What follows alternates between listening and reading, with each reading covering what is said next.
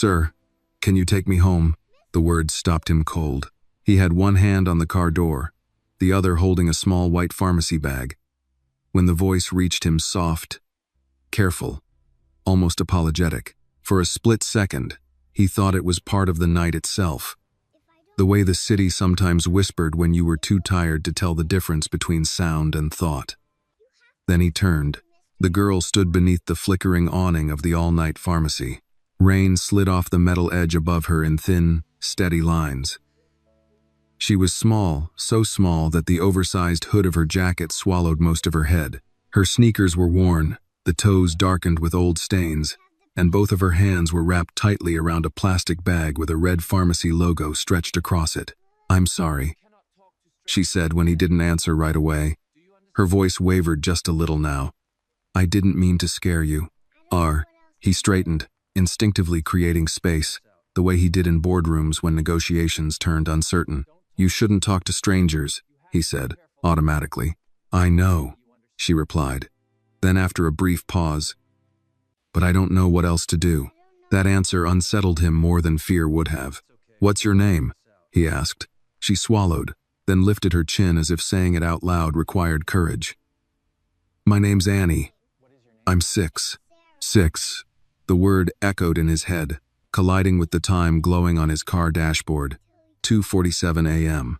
"I got lost," Annie continued, as if sensing she needed to explain everything before he decided to walk away.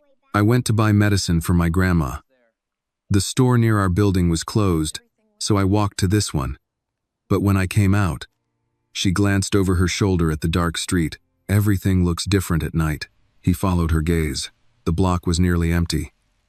Streetlights spaced too far apart. Shadows pooling where sidewalks cracked and dipped. He'd driven through this area countless times without noticing any of it. "Where is your grandma now?" he asked. "At home. In bed." Annie hugged the bag closer. "She's sick. Her chest hurts when she breathes, and she coughs a lot. The medicine helps her sleep." He felt a flicker of something uncomfortable recognition, maybe. He'd bought his own medicine for headaches that refused to go away, for nights that stretched too long. He'd never once wondered who might be standing outside afterward, with more urgent reasons. "Why didn't you call someone?" he asked. "We don't have a car," Annie said, "and my grandma's phone doesn't work very good. Sometimes it just stops." He glanced around again. Slower this time, more deliberately. No parents rushing in. No older sibling hovering nearby.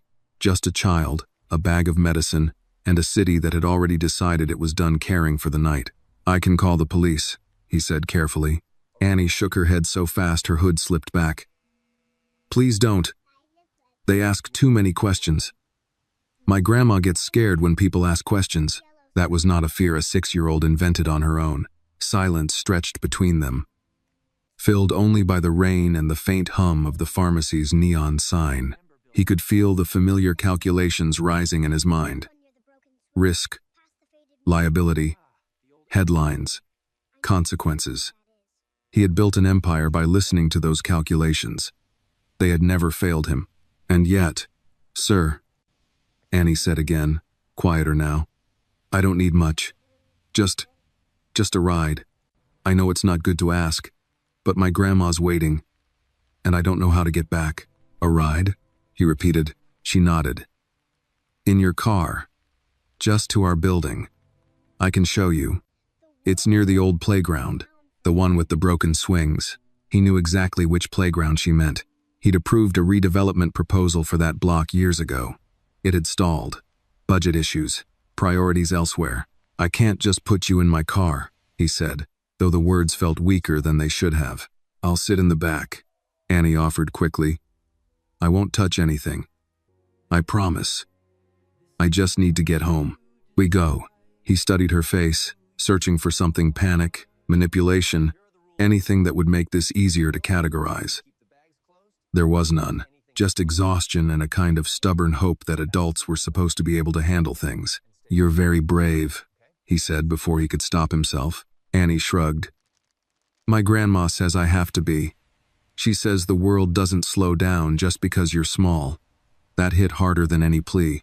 He looked down at his car, sleek and expensive, built for comfort and distance. Then he looked back at Annie, standing in damp sneakers under a failing light, holding medicine like it was the most valuable thing she owned. In his mind, a voice whispered, "This is how trouble starts." Another voice, quieter, older, answered, "This is how you decide who you are." "All right," he said slowly. "We'll do this the safe way. You sit in the back seat. I keep the doors unlocked, and you tell me where to go. If anything feels wrong, we stop immediately. Do you understand?" Annie's eyes widened, not with excitement, but with relief so sudden it nearly undid him. "Yes, sir. I understand." He unlocked the car and stepped back, giving her space. She opened the rear door carefully, climbed in, and folded her hands in her lap exactly as promised, the pharmacy bag resting on top like a fragile offering. As he got behind the wheel, the interior lights dimmed, and the rain traced slow lines down the windshield. He hesitated with his hand on the ignition. This was not a favor he could forget tomorrow. He knew that now. "Which way, Annie?" he asked. She leaned forward slightly. "Left," she said. "And thank you. My grandma will be really relieved." He started the engine. The car pulled away from the pharmacy, leaving behind the bright lights and the illusion that help was always close by. Ahead of them, the street narrowed, darker and quieter, leading into a part of the city he'd always passed through but never entered. At 2:47 a.m., with a lost 6-year-old in his back seat and medicine meant to keep someone alive through the night, he realized something irreversible had begun. Not just a ride home, a reckoning. The car moved slowly at first, easing away from the pharmacy and into the narrow street beyond. The windshield wipers whispered back and forth, clearing thin arcs through the rain. Inside the cabin, it was warm and quiet in a way that felt almost intrusive, like a private room neither of them had planned to share.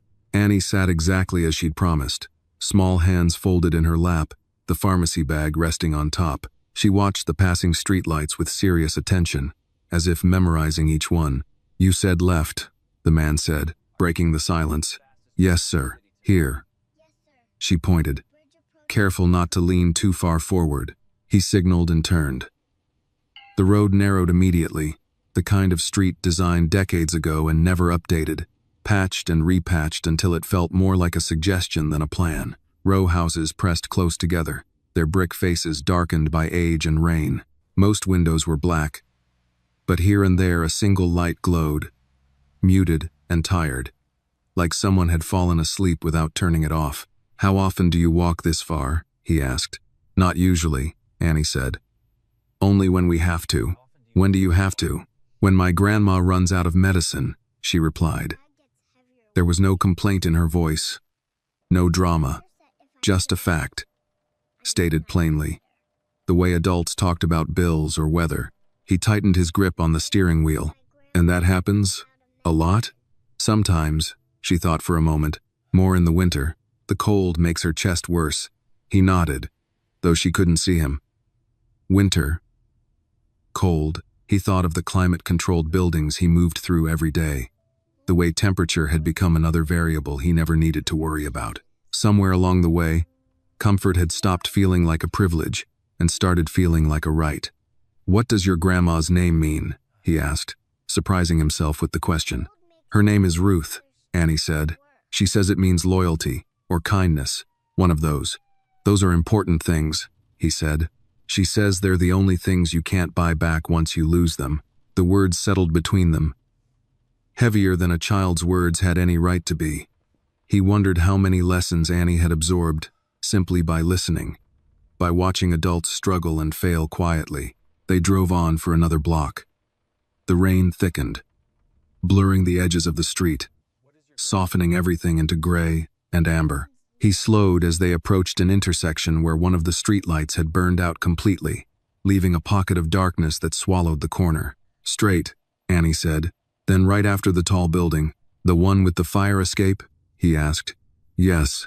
He followed her directions easily now. Once you learn to see a place, truly see it, the layout revealed itself. He noticed things he'd never noticed before. The uneven sidewalks, the missing curb cuts, the way trash cans overflowed on one side of the street, but not the other. These were not accidents. They were decisions, made slowly, invisibly, over time. "How old is your grandma?" he asked. 68, Annie said. "She says that's not old, but she also says her body disagrees." He smiled despite himself. "She sounds wise. I think she is. She worked a lot before she got sick. Cleaning houses, sometimes offices." He pictured her then, moving through other people's spaces, making them livable, while her own world shrank smaller and more fragile. He knew those offices. Some of them belonged to companies he'd acquired, restructured, renamed. The car stopped at a red light that seemed unnecessary at this hour. No cross traffic, no pedestrians, just the rule of it, unyielding. "Does anyone else help you?" he asked gently. "With what?" "With everything," he said, aware of how vague that sounded. Annie shook her head. "Sometimes Mrs. Lopez downstairs checks on us. She brings soup if my grandma's coughing a lot. But she has her own kids." "Do you go to school?" "Yes, sir. First grade." There was a hint of pride there. "I'm good at reading." "I believe that," he said. The light turned green. He drove on. A few minutes later, Annie leaned forward slightly. "It's here. The next right." He turned and slowed. The street was narrower than the last, lined with older apartment buildings, whose facades showed every year they'd endured. Half the streetlights worked, the other half flickered weakly, casting long, uneven shadows. "Which building?"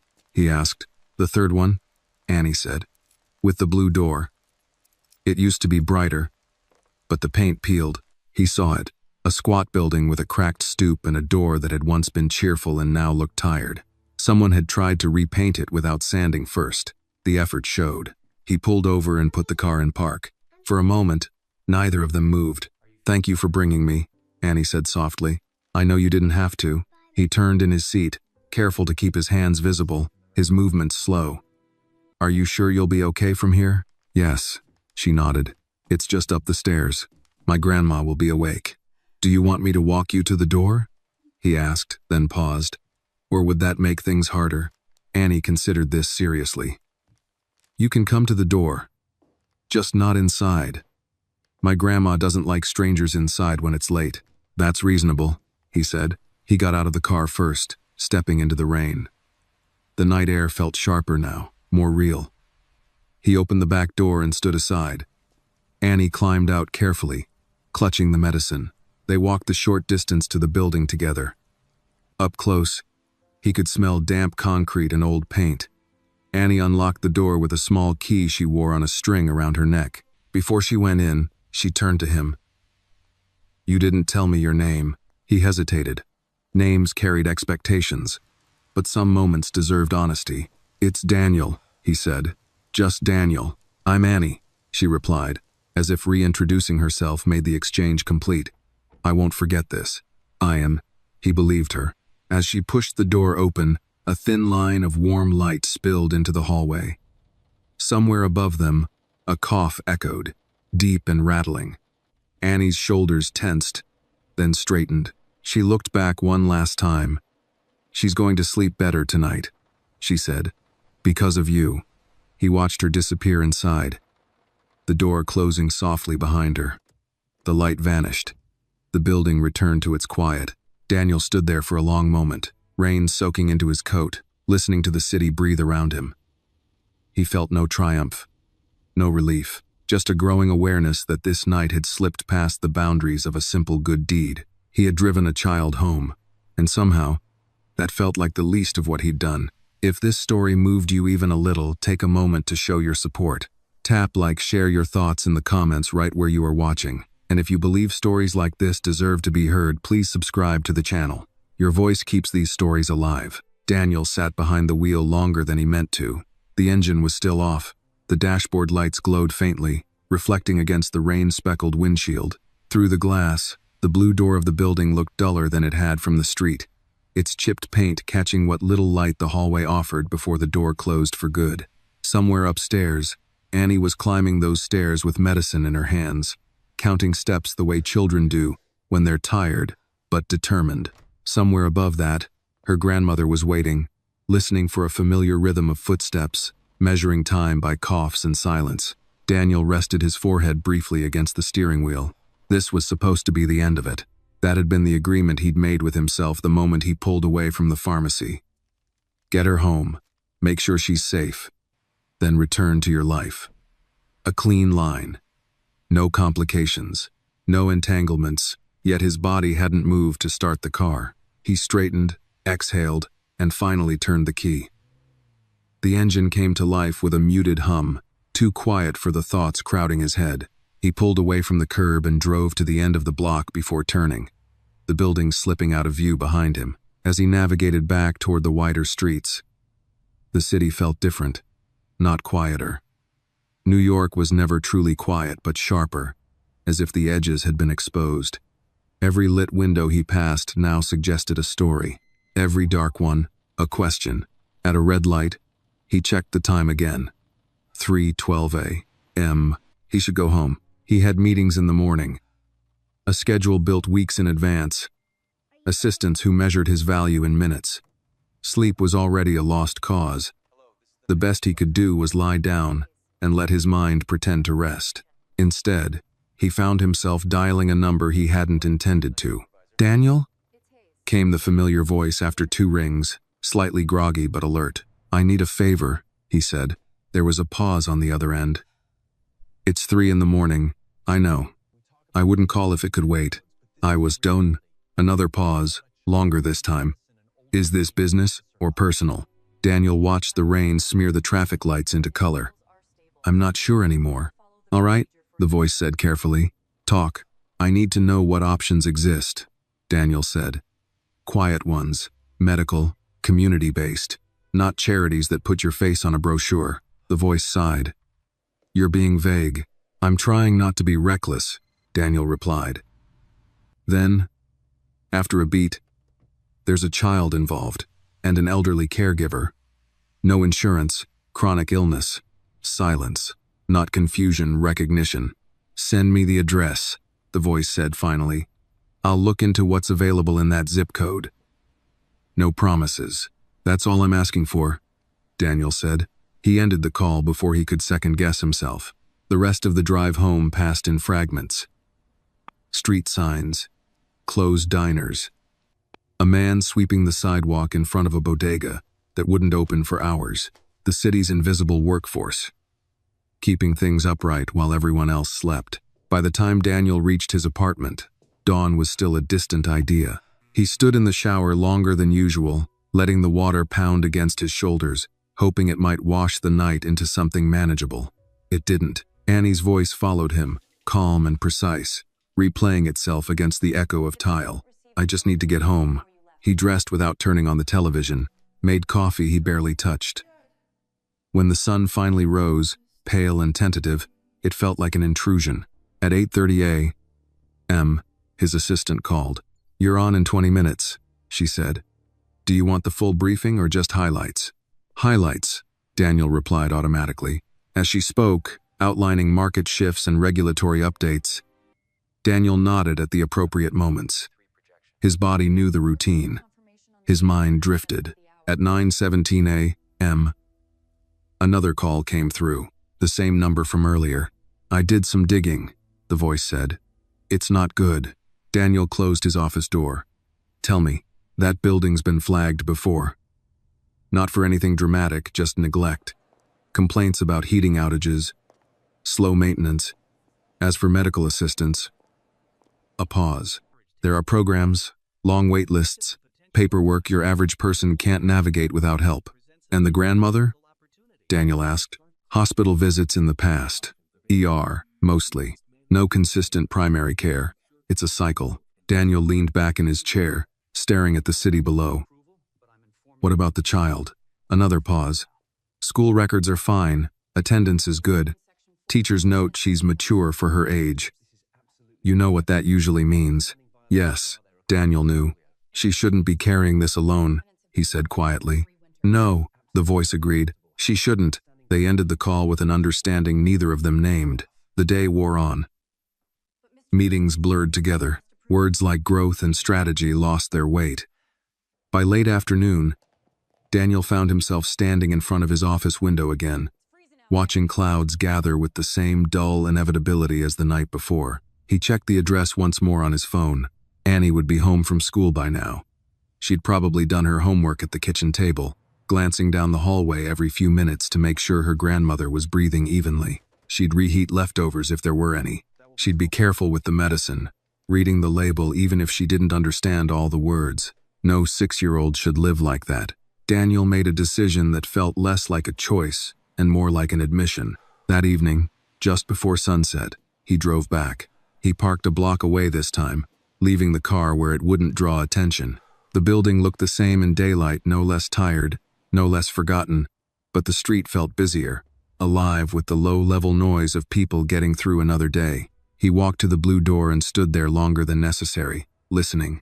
Voices inside. A television. The rhythm of ordinary life. When he knocked, the sound echoed more loudly than he expected. A moment passed, then another. The door opened a crack. Annie's face appeared, cautious at first. Then her eyes widened. "It's you," she said, surprised but not afraid. "Yes," Daniel replied.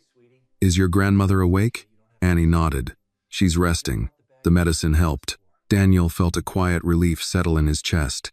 "Would it be all right if I spoke with her?" he asked. "Just for a moment. I won't stay long." Annie considered this, weighing it the way she seemed to weigh everything. Finally, she opened the door wider. "Okay," she said. "But she gets tired." "I'll be careful," Daniel promised. As he stepped inside, crossing the threshold of that small apartment, he understood something with absolute clarity. Last night had not ended when he drove away. It had only paused. The apartment was smaller than Daniel had imagined, and that surprised him. He wasn't sure why. He'd seen the building from the outside, understood what kind of neighborhood it sat in, but some part of him had still expected more space, as if hardship needed room to announce itself. It didn't. The living room held a sagging couch with a crocheted blanket draped over one arm, a small coffee table scarred with old rings, and a television that looked older than Annie. A narrow hallway led deeper into the apartment, and from somewhere beyond it came the faint sound of labored breathing, slow and uneven. Annie closed the door quietly behind him. "She's in the bedroom," she whispered. "She just fell asleep again." Daniel nodded, lowering his voice without thinking. "You were right. I won't stay long." Annie padded ahead of him, leading the way down the hallway. He noticed how carefully she walked, avoiding the creaky floorboard near the bathroom, stepping around a loose edge of carpet as if she'd memorized the terrain. This wasn't a child wandering through her home. This was a caretaker navigating a workplace. At the bedroom door, Annie paused and glanced back at him. "She doesn't hear very good anymore," she said. "So, you might have to speak up, but not too much. Loud noises make her cough." "I understand," Daniel said. Annie pushed the door open. The room smelled faintly of menthol and old fabric. The curtains were drawn, but sunlight leaked in around the edges, painting thin stripes across the wall. Ruth lay propped up on pillows, her frame smaller than Daniel expected, her gray hair pulled back into a loose braid that had come undone at the nape of her neck. Her eyes were closed, but they opened slowly when Annie stepped closer. "Baby?" Ruth murmured. "I'm here, Grandma," Annie said immediately, moving to her side. "You're okay. I got the medicine." Ruth's gaze shifted, focusing past Annie for the first time. She frowned slightly, then blinked. "And who's this?" she asked, her voice rough but steady. Daniel stepped forward just enough to be seen clearly. "My name is Daniel," he said. "I helped Annie get home last night." Ruth studied him for a long moment, the way people do when they've learned not to trust first impressions. Her eyes traveled from his face to his coat, his shoes, the careful way he held himself. "You a doctor?" she asked. "No, ma'am." "A policeman?" "No." She nodded once. "Good." Annie smiled faintly, as if this was the expected answer. "She got lost," Daniel said, choosing his words with care. "She asked me for help. I thought it was important she got home safely." Ruth's expression softened, just a little. "That was kind of you," she said. "Not everyone would stop." "No," Daniel agreed. "They wouldn't. Good me." Ruth coughed then. A deep, rattling sound, that seemed to shake her entire body. Annie was instantly at her side, reaching for a glass of water on the nightstand, helping her sit up just enough to sip. Daniel watched, feeling a familiar discomfort settle in his chest. He had seen illness before, of course. He'd funded hospital wings, attended charity galas, where diseases were discussed in abstract terms. This was different.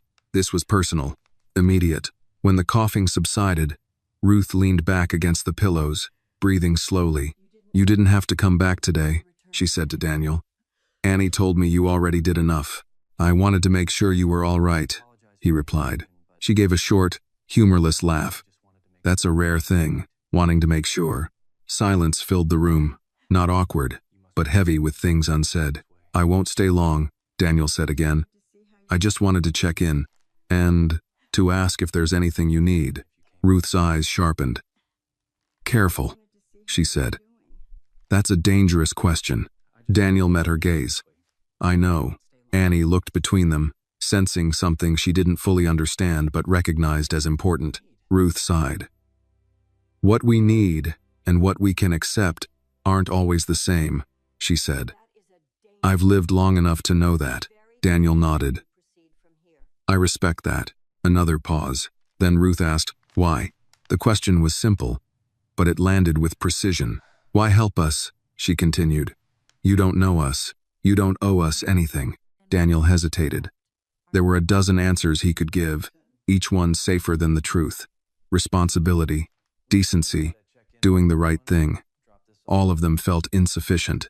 "Because Annie shouldn't have to be that brave," he said finally. "Not at her age."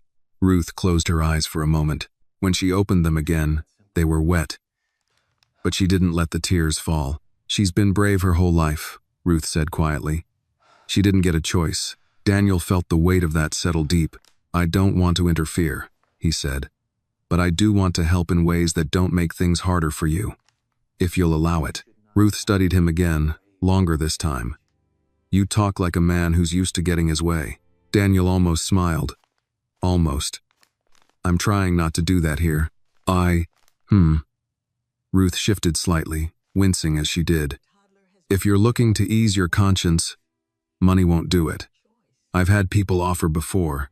They like the idea of helping more than the act itself. I'm not here for my conscience," Daniel said. "I'm here because this system is broken, and you're paying for it." Ruth let out a tired breath. "Aren't we all?" Annie had been quiet, her hand resting lightly on her grandmother's arm.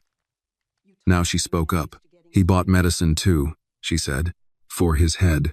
Ruth looked at Daniel, one eyebrow lifting. "That so?" "Yes, ma'am." "Well," Ruth said, managing a faint smile, "misery does love company." The moment softened something in the room. Daniel felt it, subtle but real. "I should go," he said. "You need rest." Ruth nodded. "Thank you for bringing her home, and for coming back." As Daniel turned to leave, Annie followed him to the hallway. "Will you come again?" she asked, not demanding, just curious. Daniel considered the question. The honest answer scared him a little. "Yes," he said. "If that's all right." Annie smiled then, fully. The kind of smile children only give when something heavy lifts just enough. He stepped back into the hallway, then out into the late afternoon light. The city sounded louder now, buses groaning, voices rising, life resuming its relentless pace. Daniel stood on the stoop for a moment, breathing it in. This wasn't charity. This was involvement, and he knew, with a certainty that made his stomach tighten, that once you stepped into someone else's reality like this, there was no clean way back out. Daniel didn't go straight home after leaving the building. He walked instead, letting the city absorb him the way it always did when he needed time to think. The sidewalk was busy now, the after-work crowd moving with purpose, headphones in, eyes forward. No one looked twice at him. In this neighborhood, he was just another man in a coat, another figure passing through. But he didn't feel like a passerby anymore. He replayed the scene in the bedroom over and over.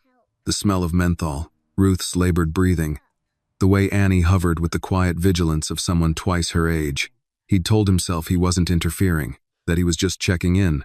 The truth sat heavier than that. He was already involved. By the time he reached his car, the decision had settled into something solid. Not a plan yet. Plans required distance. This was closer to resolve. That night, Daniel made calls he rarely made himself. Not to assistants, not to public-facing charities. He called people who worked behind the scenes, people whose names never appeared on plaques or donor lists. A former hospital administrator who'd left after clashing with a board. A nonprofit director who specialized in navigating Medicaid approvals without making families feel interrogated. A retired social worker who still knew which offices actually answered their phones. He listened more than he spoke. Each conversation sketched the same picture from a different angle. Ruth's situation wasn't unusual. It was common. Painfully so. Elderly caregivers falling through cracks that were wide enough to swallow entire families. Children adapting because no one else would. People think neglect is loud, the retired social worker told him. But most of the time, it's quiet. It looks like responsibility handed down until it breaks someone. Daniel stared out his window as she spoke, the city lights blurring into one another. What would help first? He asked. Consistency, she replied. A doctor who knows her history. Medication she doesn't have to ration. And someone to make sure the kid doesn't become invisible. The kid. Daniel ended the call and sat back, rubbing his temples. This wasn't a problem he could solve with a single transfer or a well-worded email. This was a process. Slow, bureaucratic, resistant to shortcuts. And yet, he knew how systems moved. He'd spent his life learning where pressure changed outcomes. The next afternoon, he returned to the building. This time, he brought groceries. Nothing extravagant. Soup, fresh fruit, bread, tea, things that felt normal, unremarkable.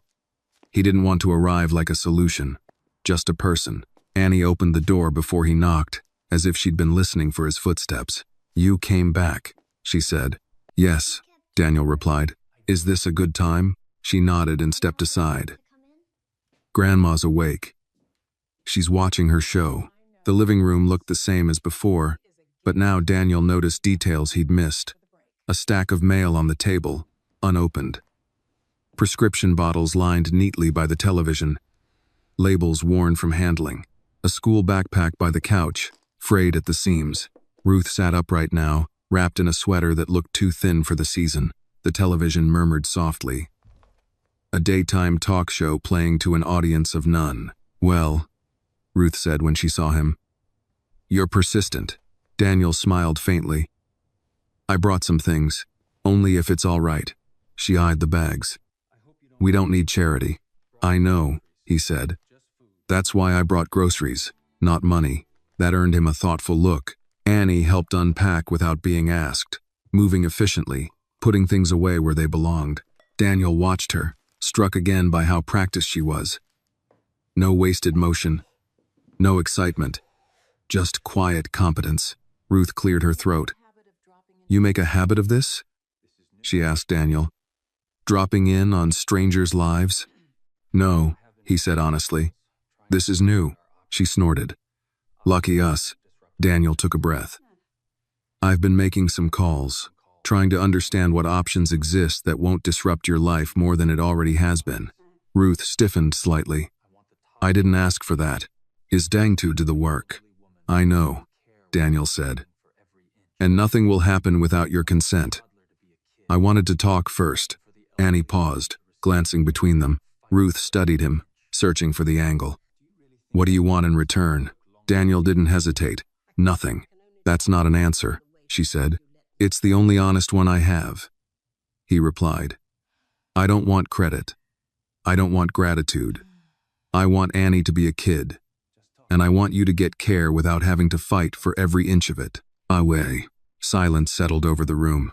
Ruth leaned back, exhaustion etched deep into her face. You think you can fix what broke long before you showed up? No, Daniel said quietly. But I think I can take some weight off, if you let me. Annie edged closer to her grandmother, her hand slipping into Ruth's. Ruth closed her eyes for a long moment. When she opened them again, something had shifted. Not trust. Not yet. But willingness. All right, she said. We can talk. Just talk. No decisions. Islata goaded. That's fair, Daniel replied. Over the next hour, they talked. Ruth spoke about her health in blunt terms. The pain that flared without warning. The fear of hospitals. Born from past bills she still didn't understand. Annie listened closely, correcting small details, reminding her grandmother of things she'd forgotten. Daniel took mental notes, careful not to interrupt. He learned that Annie woke up early to make breakfast, that she packed her own lunch most days, that she checked the medicine schedule better than any alarm. When it was time to leave, Daniel stood by the door, hesitating. I'll come back, he said, with information, options. Nothing will be decided without you. Ruth nodded. We'll see. Annie walked him to the door. Thank you for the soup, she said. Grandma likes soup. I'm glad, Daniel replied. As he stepped out into the hallway, Annie looked up at him.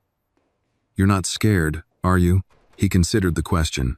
I am, he admitted, but not of the right things. She seemed to think that over, then nodded.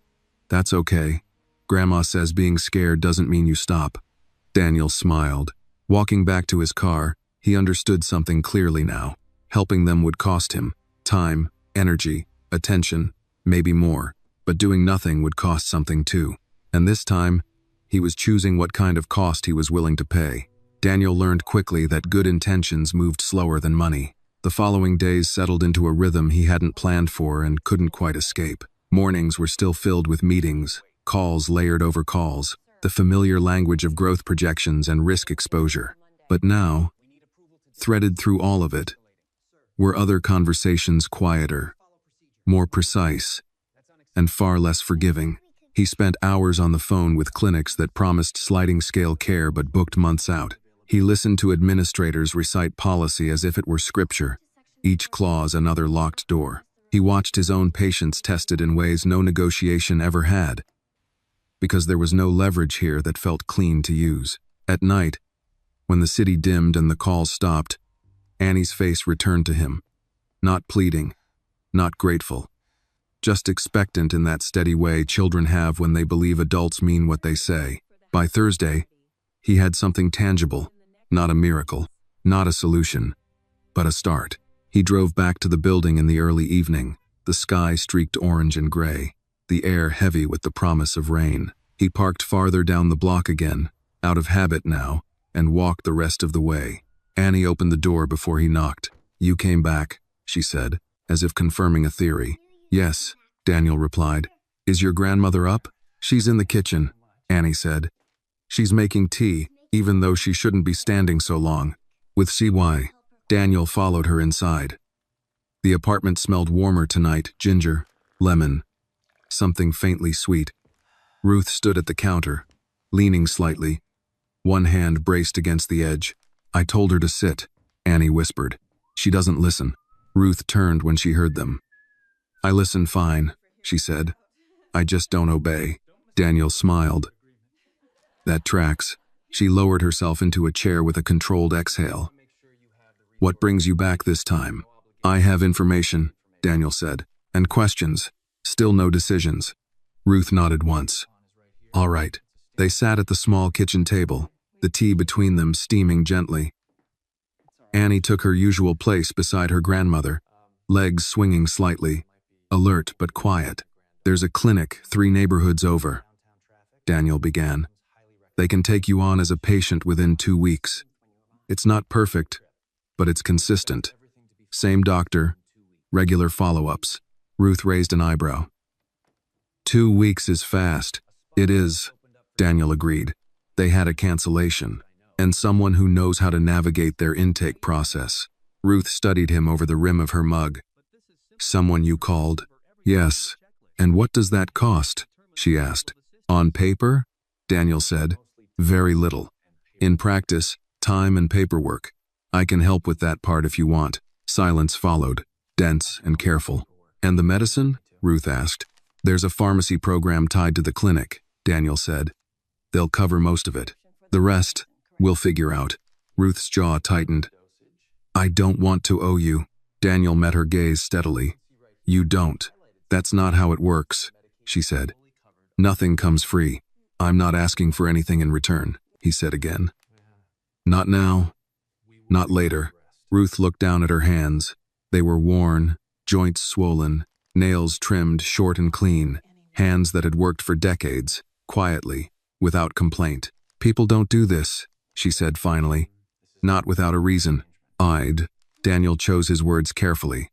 "Sometimes the reason is simply that no one else did." Annie shifted in her chair. "Does this mean Grandma won't have to go to the emergency room anymore?" she asked. Ruth shot her a look. "Annie, it's okay," Daniel said gently. "That's the hope." Annie nodded slowly, absorbing that. "That would be good," she said. "She hates the waiting." Ruth closed her eyes briefly, then opened them again. "All right," she said. "We'll try your clinic. Just the clinic. Nothing else yet." "That's fair," Daniel replied. He reached into his coat and pulled out a folder, not thick, not official-looking, just organized. "This is the information," he said, sliding it across the table. "Appointments, directions, a name to ask for." Ruth didn't touch it right away. "And Annie?" she asked quietly. Daniel paused. "What about her?" "She's 6, Ruth said. "I won't always be here to manage this, and I won't have strangers circling her life." 8. "I don't want to manage her life," Daniel said. "And I don't want to circle it, but I do want to make sure she has support that doesn't disappear when things get hard." Ruth studied him. "Meaning?" "School programs, aftercare if you want it. Someone to help with logistics so Annie doesn't have to." Annie looked up. "I don't mind helping," she said quickly. Daniel smiled at her, then softened his voice. "I know you don't, but you shouldn't have to do it all. With Rose." Ruth reached out and placed her hand over Annie's. "She's right," she said. "You're a child. You deserve to be one." Annie frowned slightly, as if the concept were unfamiliar. Ruth turned back to Daniel. "We'll take this one step at a time," she said. "No rushing. No surprises." "Agreed," Daniel said. They talked a little longer, about practical things. Schedules, transportation, what Annie liked at school, and what she struggled with. Daniel listened more than he spoke, noting how often Ruth deferred to Annie's input, how naturally the child advocated for herself and her grandmother. When it was time to leave, Daniel stood by the door again, the ritual already familiar. "Thank you," Ruth said. Not warmly. Not yet. But sincerely. "You're welcome," Daniel replied. Annie walked him to the hallway. "You did a lot today," she said. "So did you," Daniel replied. She considered that. "Grandma says people show who they are by what they keep doing, not what they say once." "She's wise," Daniel said. Annie nodded. "She is." As Daniel stepped back into the stairwell, he felt something settle into place. This wasn't about rescue, or saviors, or fixing broken things from the outside. This was about staying. And staying, he was beginning to understand, required a different kind of courage than walking away ever had. The first appointment was scheduled for the following Tuesday. Daniel knew the date without checking his calendar. He'd repeated it to himself enough times that it had settled into his body like a deadline that mattered more than any board meeting. Tuesday, 9:30 a.m., intake, new patient, bring documents. Arrive early. He arrived earlier than that. The clinic sat on a corner between a laundromat and a discount grocery store, its brick exterior softened by a mural that tried hard to feel hopeful. Inside, the air smelled faintly of disinfectant and burnt coffee. Plastic chairs lined the walls, most of them already occupied. Daniel spotted Annie and Ruth immediately. They sat together near the far end of the room. Ruth wore her thin gray coat, buttoned all the way up, her posture straight but rigid. Annie sat beside her, feet dangling, swinging slightly in that slow, repetitive way children used to steady themselves in unfamiliar places. Daniel approached quietly, not wanting to startle them. "You're early," Ruth said, noticing him before he spoke. "So are you," Daniel replied. Ruth sniffed. "If you're late to places like this, they punish you by making you wait longer." Annie looked up and smiled. Not the full smile from before. Something smaller, more cautious. "Good morning," Daniel said. "Good morning," Annie echoed. They sat together then, three people from different worlds bound by the same uncomfortable bench. Around them, conversations murmured in half voices, Coughs. Paperwork shuffled. Someone arguing quietly at the front desk about a form they didn't understand. Daniel watched Annie as she took it all in. Her eyes moved constantly, noting exits, listening for her grandmother's breathing, absorbing the room like information she might need later. This wasn't new to her. A nurse called Ruth's name. Ruth stood slowly, leaning on her cane. Annie rose immediately, reaching for her hand. "She can come with me," Ruth said before the nurse could object. The nurse hesitated, then nodded. Of course, Daniel remained seated, deliberately so. This was their space. He had promised not to take over. He waited. Minutes stretched. Then more minutes. The waiting room thinned and refilled, time looping strangely the way it always did in places built on uncertainty. When Ruth and Annie returned, Ruth looked tired but alert. Annie's face was unreadable. "They want blood work," Ruth said, lowering herself into the chair. "And imaging, which means more appointments." Daniel nodded. "That's expected." Ruth eyed him. "You sound like someone who's done this before." "Ike, I've seen it," Daniel replied. From the other side. "That figures," Ruth muttered. They scheduled follow-ups. Daniel wrote down dates, making sure Annie could see where everything went. He didn't want this to feel like something happening around her without her understanding. As they left the clinic, the morning had warmed slightly. The street was louder now, alive with the movement of people who had places to be. Annie tugged gently at Daniel's sleeve. "They were nice," she said. The doctor talked slow.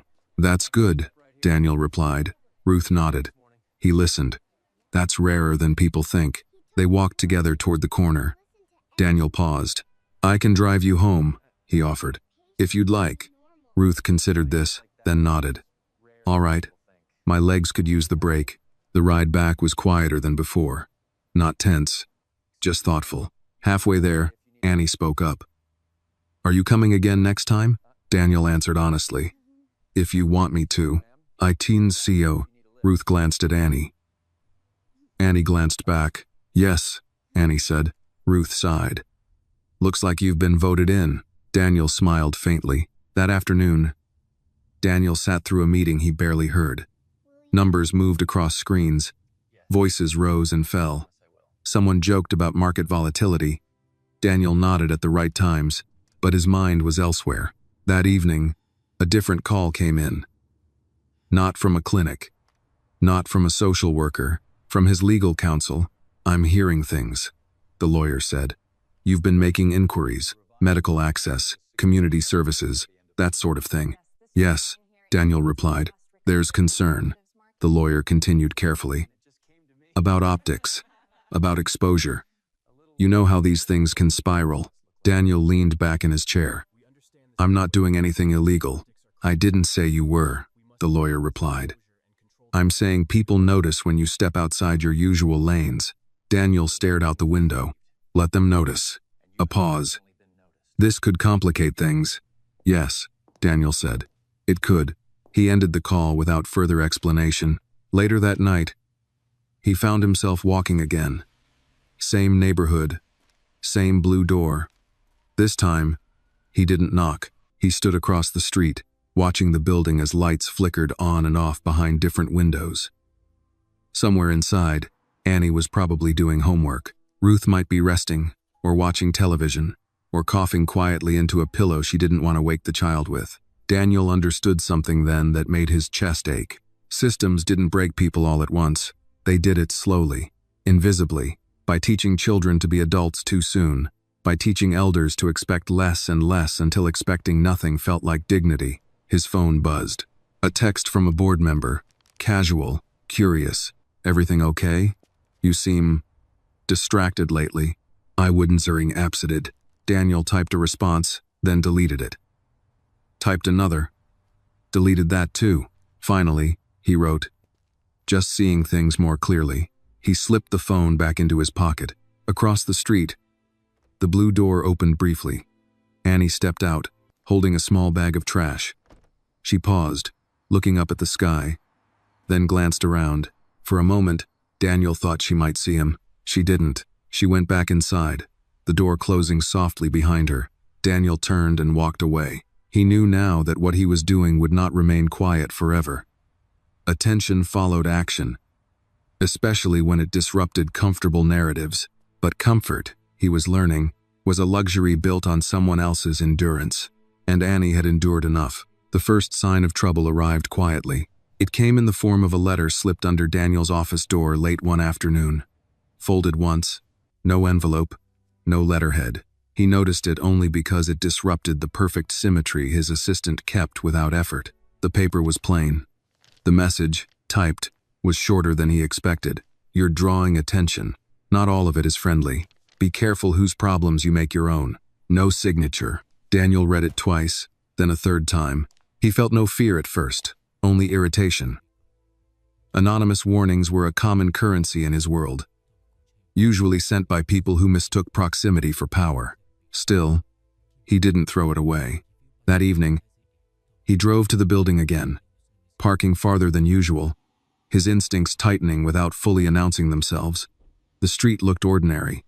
Too ordinary. Kids played near the corner, their laughter sharp against the hum of traffic. A woman argued into her phone. A delivery truck idled, engine rattling, nothing out of place. Inside the apartment, Annie was sprawled on the living room floor with her homework, pencil clenched between her teeth in concentration. Ruth sat on the couch, bundled in a blanket, watching her with an expression that was equal parts pride and worry. "You're late," Ruth said when Daniel entered. "I know," Daniel replied. "Meetings ran long, that's what they always say," Ruth muttered. Annie looked up. "I'm learning fractions," she announced. "They're annoying." Daniel smiled. "They can be. Want help?" She nodded eagerly, scooting closer. As they worked through the problems together, Daniel felt the tension in his chest ease slightly. There was something grounding about sitting on the floor, explaining halves and quarters to a child who asked earnest questions and accepted answers without cynicism. For a little while, the world narrowed to pencil marks and quiet voices. It didn't last. A knock sounded at the door. Not loud, not aggressive, just firm enough to demand attention. Ruth stiffened immediately. Annie froze, pencil hovering midair. "I'll get it," Daniel said calmly. Ruth grabbed his sleeve. "No." He met her gaze. "Let me see who it is." Another knock, louder this time. Daniel walked to the door and opened it a crack. A man stood in the hallway, early 40s, neatly dressed, holding a clipboard that looked more symbolic than useful. "Mr. Rand, Hale?" the man asked. Daniel's jaw tightened. He hadn't introduced himself here with his full name. "Yes," Daniel replied evenly. "I'm with the city," the man said. "Housing and wellness check. We received a report." Ruth had risen from the couch, cane in hand. "A report of what?" The man glanced past Daniel, taking in the apartment with a practiced sweep. "Concern about a minor providing primary care to an elderly resident." The words landed like a slap. Annie stood slowly, moving toward her grandmother. "That's not true," Ruth said sharply. "I take care of my granddaughter. We just need to ask a few questions," the man said, tone smooth. "It won't take long." Daniel stepped fully into the doorway now, positioning himself between the man and the apartment. "On what basis was this report made?" The man shifted slightly. "We don't disclose sources." "I'm aware of the policy," Daniel replied. "I'm also aware of residents' rights. Do you have a warrant?" The man's smile thinned.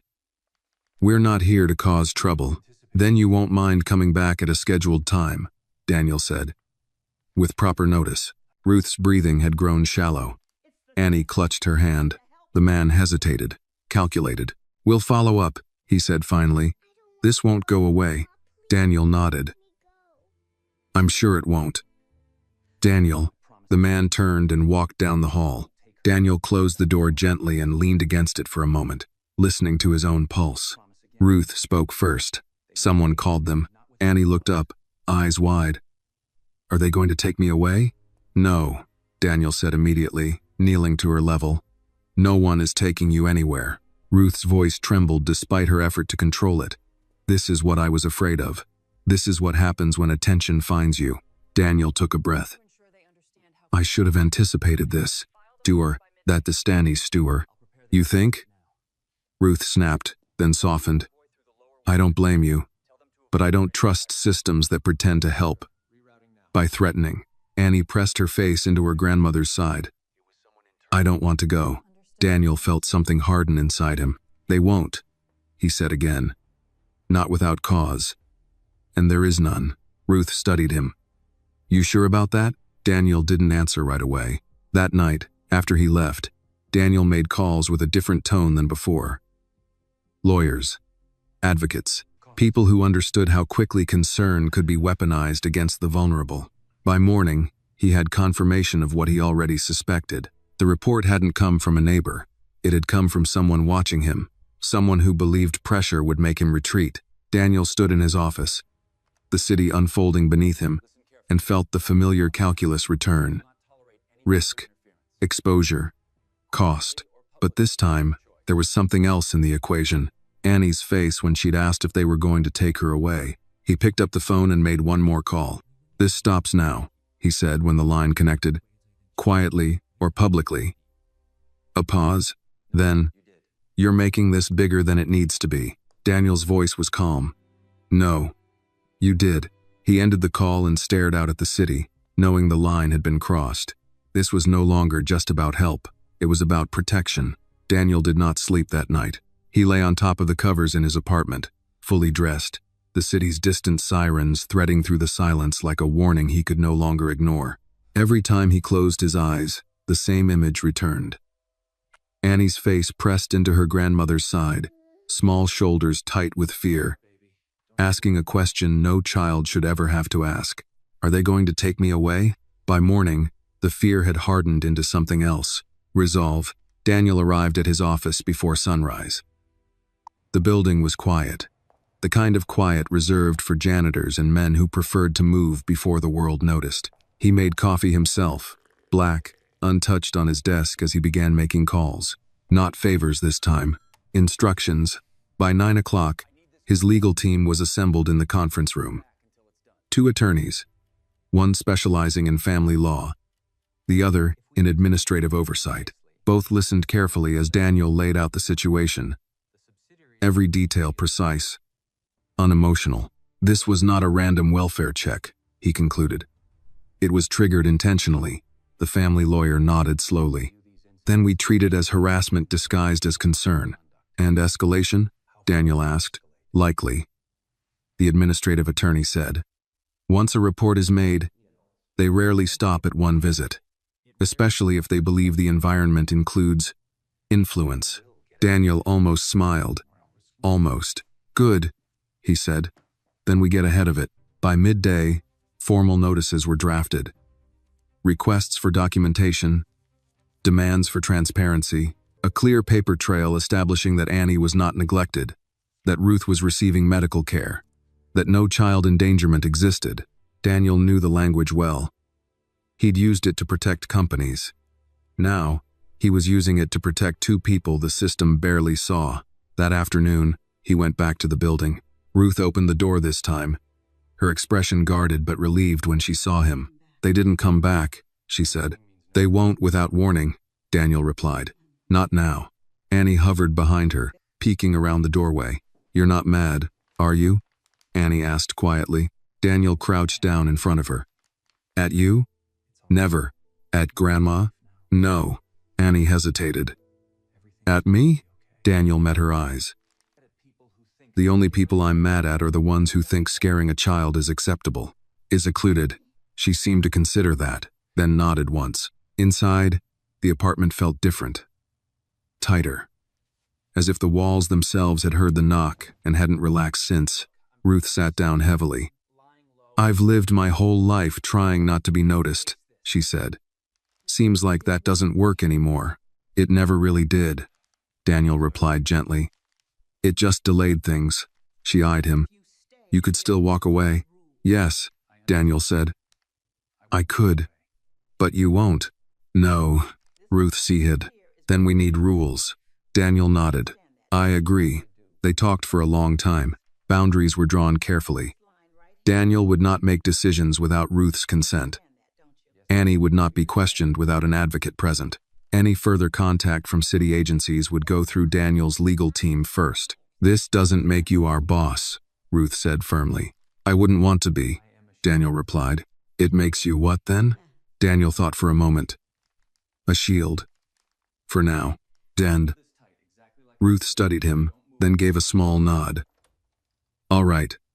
For now. Annie listened closely, absorbing every word. Later, as Daniel prepared to leave, Annie followed him into the hallway.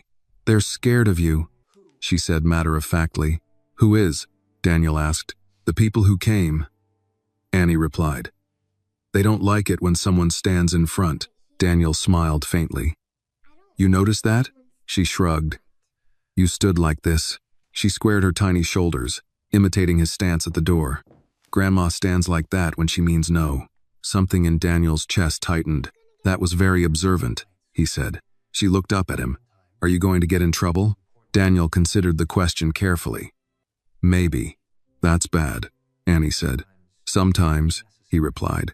Sometimes, it's necessary. She thought about that. Grandma says trouble finds you faster when you're doing the right thing. Daniel nodded. She's right. That evening, as Daniel walked back to his car, his phone rang. An unfamiliar number. He answered. You're overstepping, a man's voice said calmly. Older, confident. This isn't your role. Daniel stopped walking. You made it my role when you used a child as leverage. A pause. You don't understand the attention you're inviting. Daniel smiled. Cold this time. I understand it perfectly. And I'm not blinking. Another pause. Longer now. This ends when you back off. That is Edith. No, Daniel said. This ends when you do. He ended the call and slipped the phone into his pocket. For the first time since this began, he felt something close to certainty. The warning letter. The welfare check. The anonymous pressure. It was all meant to test him. To see if he would retreat into comfort and distance. He hadn't. And now, whoever had started this knew something they hadn't counted on. Daniel Hale did not abandon what he chose to protect. The pressure did not come all at once. It arrived in pieces, subtle enough that most people would have dismissed them as coincidence. A delayed permit.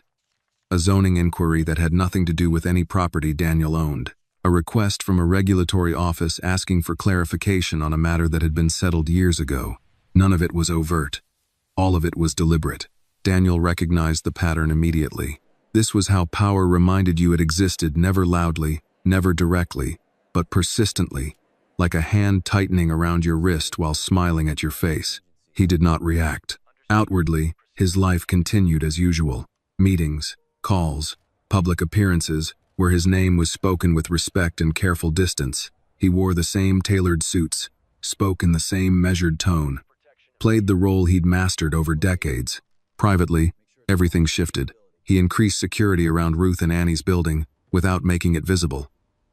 No guards in uniform. No cameras suddenly sprouting from walls, just quiet adjustments, lighting repaired faster than usual. Patrol routes altered. A retired cop now working night shifts nearby without anyone asking why. Ruth noticed anyway. You think I don't see what you're doing? She said one evening as Daniel sat at the small kitchen table, helping Annie with spelling words. Daniel glanced up. I hoped you wouldn't have to, Ruth snorted. I've survived long enough by noticing what other people hope I won't.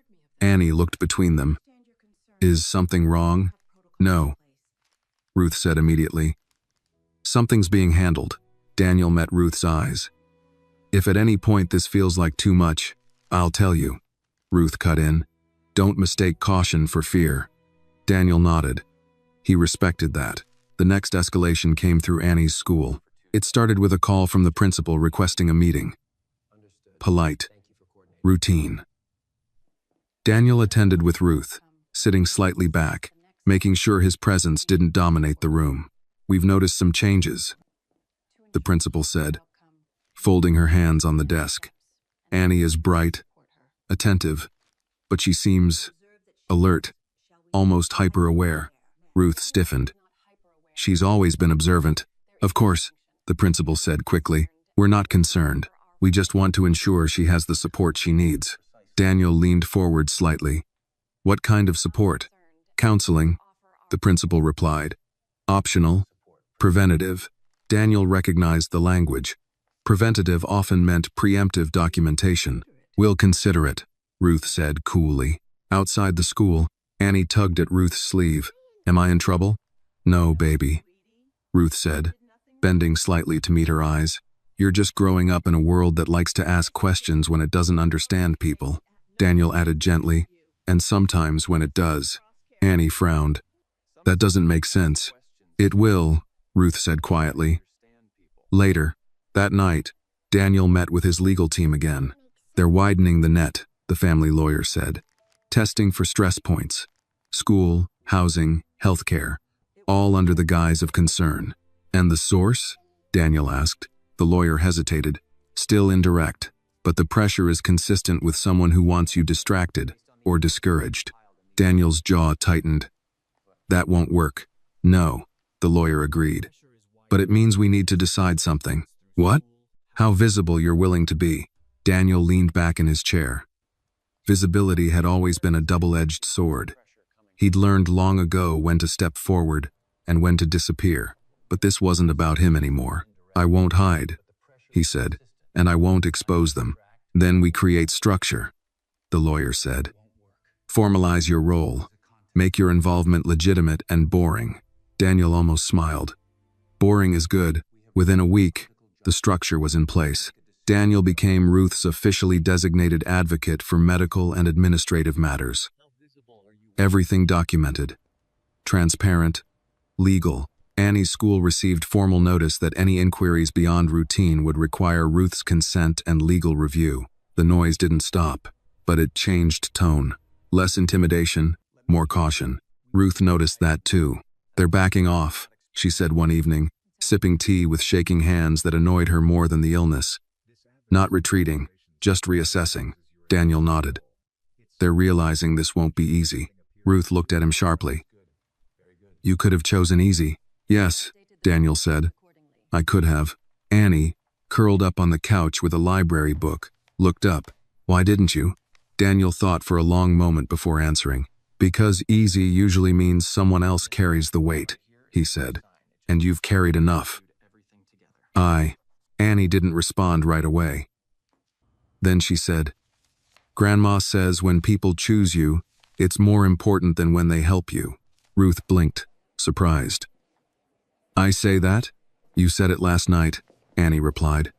"When you thought I was asleep." Daniel felt something quiet and heavy settle in his chest. Later that night, after Annie was asleep and Ruth had retreated to her bedroom, Daniel stood by the window, looking out at the street below, the same street where a little girl had once stood under a pharmacy awning and asked for a ride home. He understood now that the moment hadn't been accidental, not because of fate or destiny, but because systems always eventually test the edges. And sometimes, those edges are people. His phone buzzed. A message from an unknown number. "You've made your point.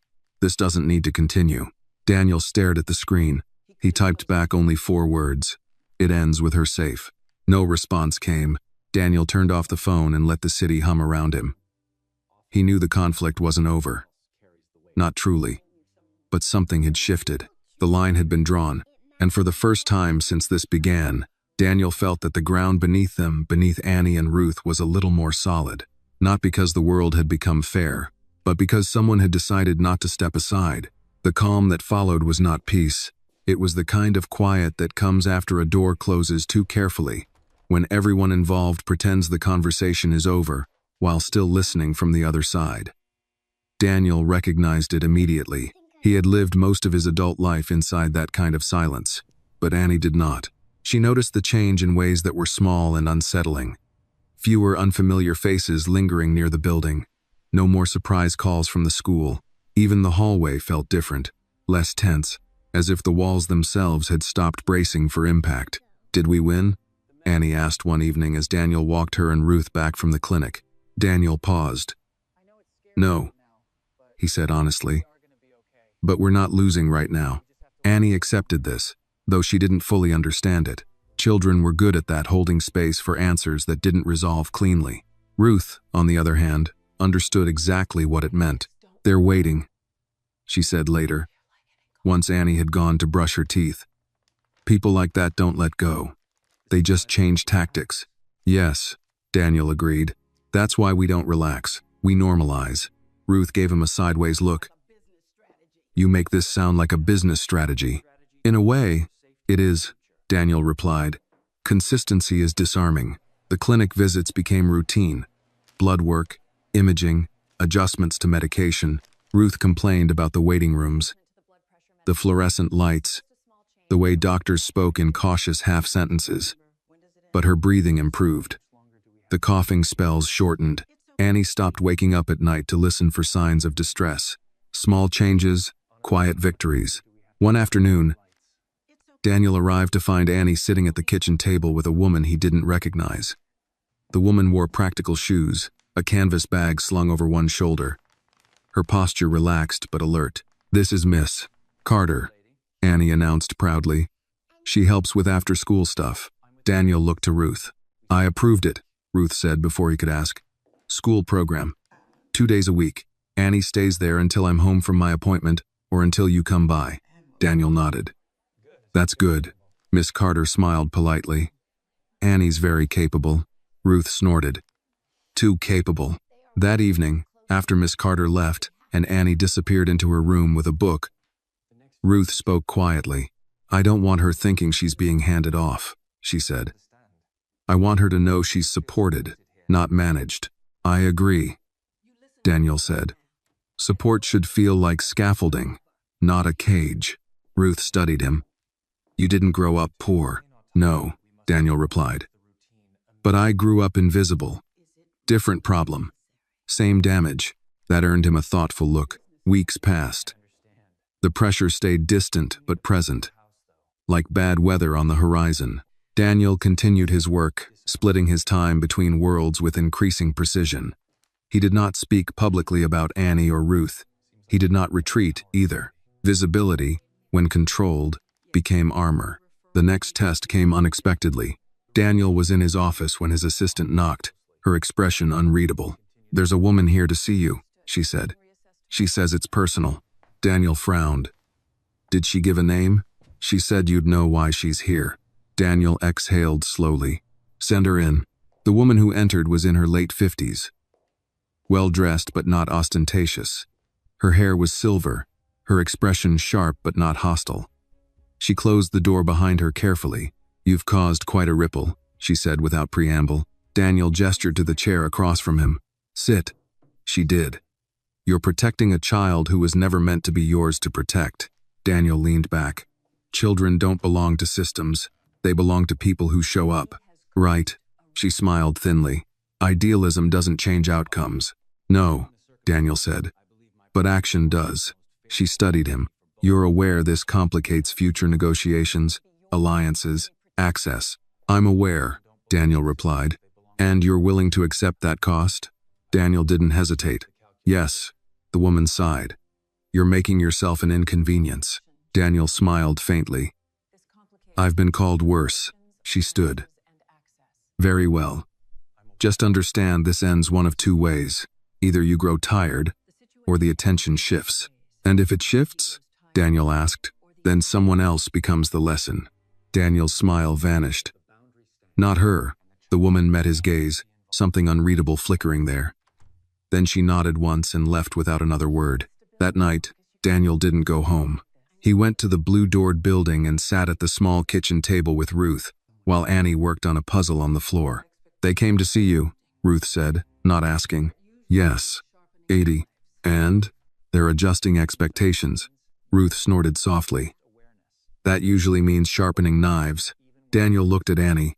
We may need to change some routines. Nothing drastic. Just awareness. Annie glanced up. Like looking both ways, even when the light's green? Yes, Daniel said. Exactly like that. She nodded and went back to her puzzle. Later, after Annie was asleep, Ruth spoke again. You know, she said quietly, when I took Annie in, I thought the hardest part would be money, or health, or fear. Daniel waited. I was wrong. Ruth continued. The hardest part is knowing the world will test her kindness. Try to turn it into weakness. Daniel felt the weight of that settle deep. I won't let that happen, he said. Ruth looked at him, tired but steady. You can't promise that. No, Daniel admitted. But I can promise she won't face it alone. Ruth nodded. That's all anyone can ask. As Daniel left that night, he paused at the door, listening to the quiet apartment behind him. A child sleeping. An old woman breathing easier than she had months ago. Outside, the city continued its restless churn. Daniel understood now that the real conflict wasn't with the people applying pressure. It was with the idea that some lives were negotiable. He had chosen his side, and he would hold it. Winter arrived without ceremony. One morning, Annie woke to frost, tracing delicate patterns across the apartment window, thin white veins branching like a map she couldn't read yet. She pressed her palm to the glass and pulled back quickly, startled by the cold. "Grandma," she called. "It's freezing outside." Ruth smiled faintly from her chair. That's how winter announces itself. No warning, just presence. Dimeside. Daniel arrived later that afternoon carrying a new coat for Annie. Navy blue, practical, warm without being showy. He handed it to her quietly, without comment.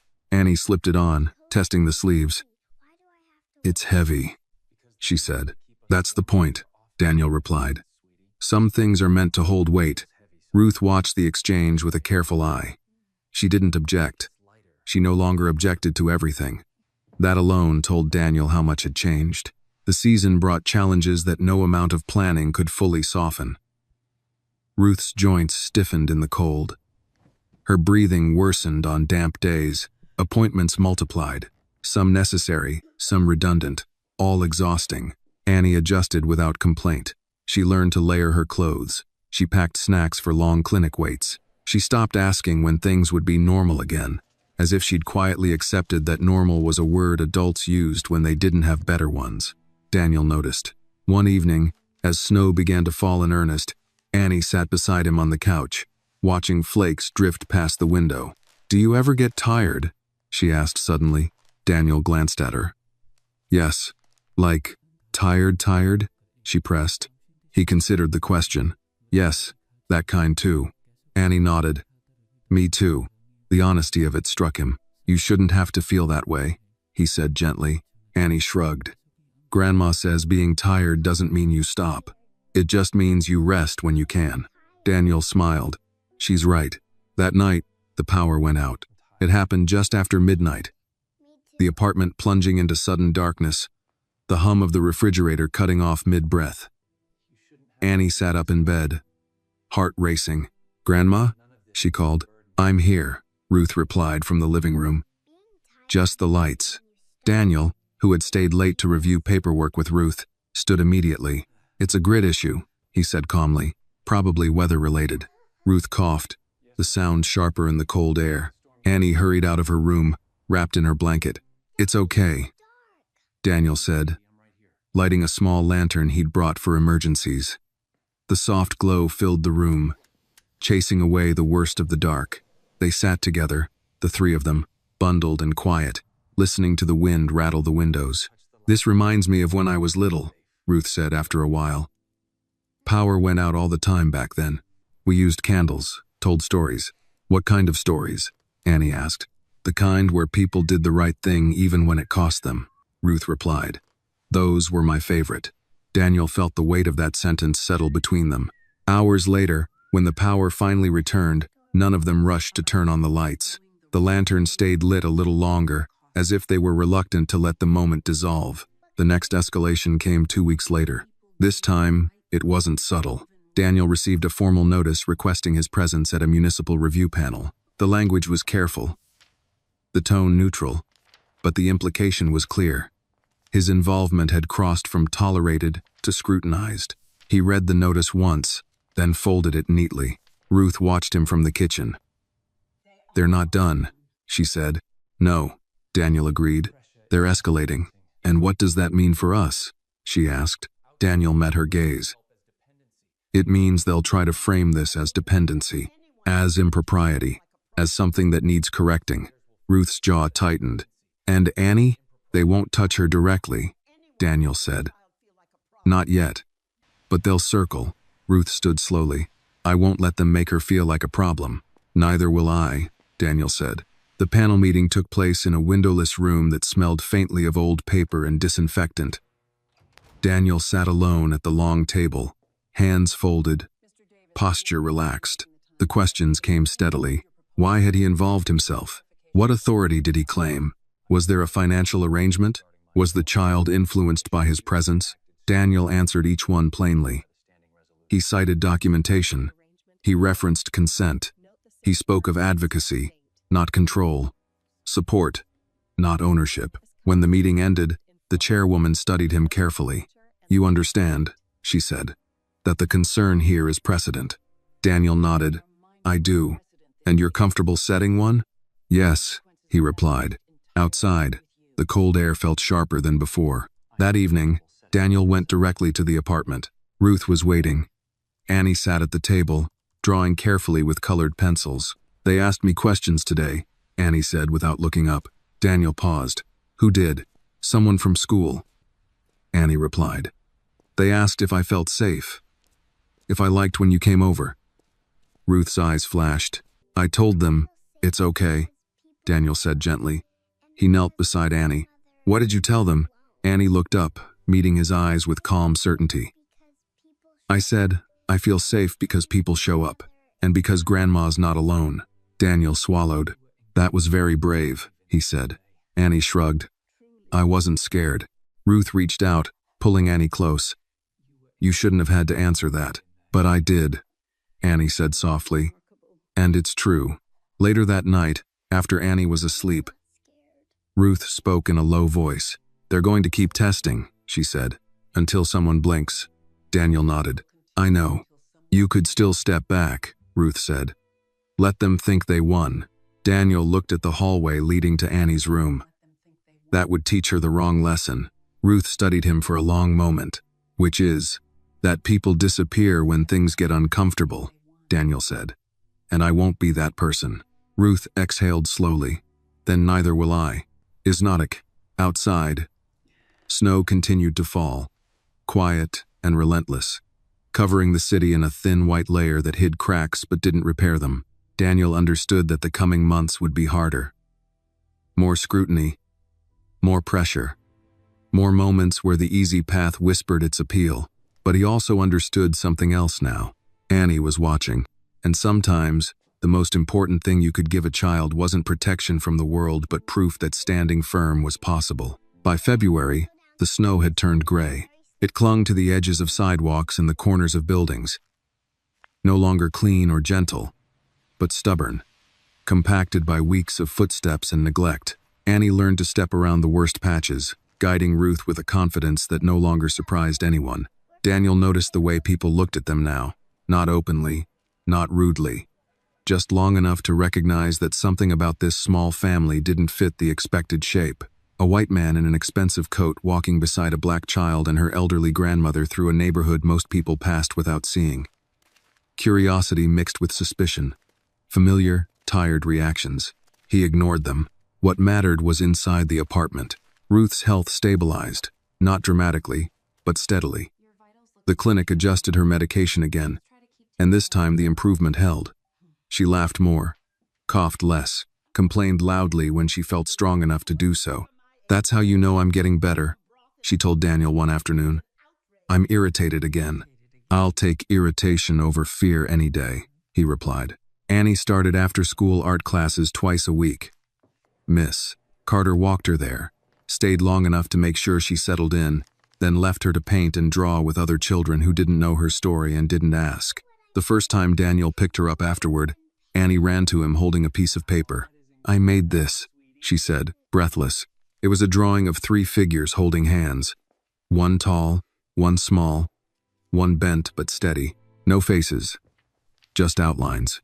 "That's us," Annie said simply. Daniel felt something tighten in his chest. "It's beautiful." That night, he received another call, not anonymous this time. "Daniel," said the voice on the other end, familiar now. "You're still refusing to disengage." "Yes," Daniel replied. "You're creating an unnecessary complication," the voice continued. "This child has drawn lines around you." Daniel closed his eyes briefly. "I didn't draw those lines. I respected them. You're naive if you think this ends well. Daniel's voice remained calm. I'm realistic enough to know how it ends if I leave. A pause. You're not her father. No, Daniel said. I'm not. Then remember your place. Daniel opened his eyes. My place is where I stand. He ended the call. The next week brought the hardest moment yet. Ruth collapsed in the kitchen just after noon. Annie heard the sound before she understood it, the dull thud of a body meeting floor, the sharp intake of breath that followed. She ran in, heart pounding, and dropped to her knees beside her grandmother. Grandma, she whispered. Grandma, stay awake.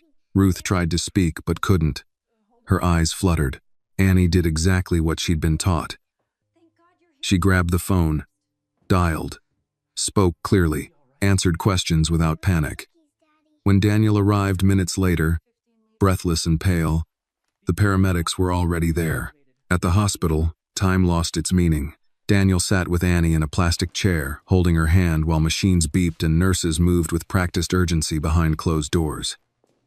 Annie didn't cry.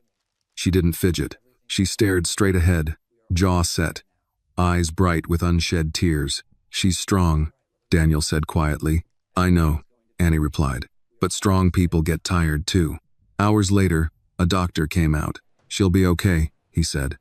It was a complication, but we caught it in time. Annie sagged against Daniel, relief breaking through her control at last. He held her as she cried, small shoulders shaking, the weight she'd been carrying spilling out in silence. When Ruth woke later that evening, groggy but alive, the first thing she said was, "Did Annie call it in?" "Yes," Daniel replied. "She did everything right. It is another." Ruth reached for Annie's hand. "I knew you would." Annie wiped her eyes. "You scared me." Ruth smiled weakly. "Good. Means you care." Daniel stayed at the hospital all night. By morning, the story had shifted. Hospital administrators asked questions. Social workers reviewed files. Notes were made. Observations logged. And again, the familiar edge returned. A woman in a gray blazer introduced herself to Daniel mid-morning. "There's concern," she said gently, the way people always said that word, about the child's emotional burden. Daniel felt his patience thin. "She saved her grandmother's life." "Yes," the woman said. "And that's exactly the concern."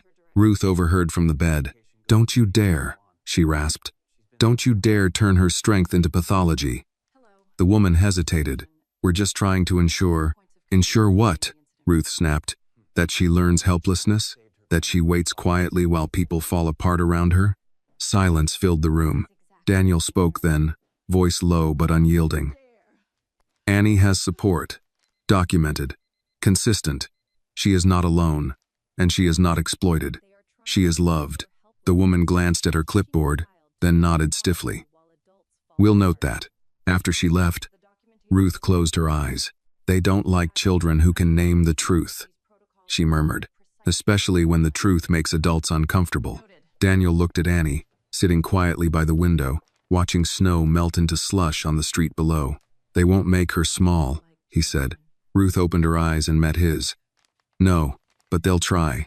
That night, Daniel walked out of the hospital into cold air that burned his lungs. He stood there for a moment, steadying himself. This had crossed another line. What began as help had become defense. What began as defense had become commitment. And commitment demanded something deeper now. When he returned to the apartment days later, after Ruth was discharged and settled back into her bed, Annie met him at the door. "You stayed," she said. "Yes," Daniel replied, "even when it got scary."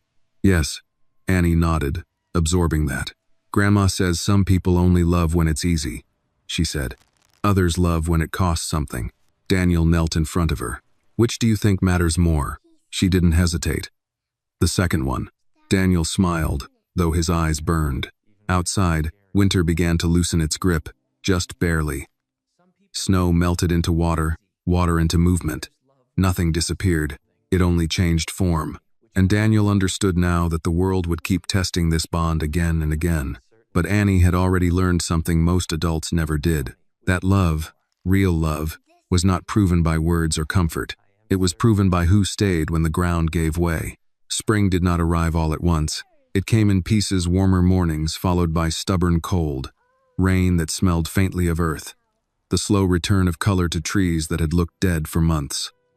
Annie noticed every change. She always did. "Look," she said one afternoon, pointing to a small green bud pushing through the soil near the front steps. It didn't give up. Ruth smiled from her chair, a blanket tucked around her legs. "Neither did you." Their Valerie.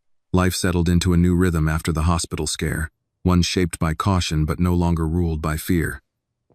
Ruth's recovery was slow but steady. She complained about the blandness of hospital-recommended diets and insisted on seasoning her soup anyway.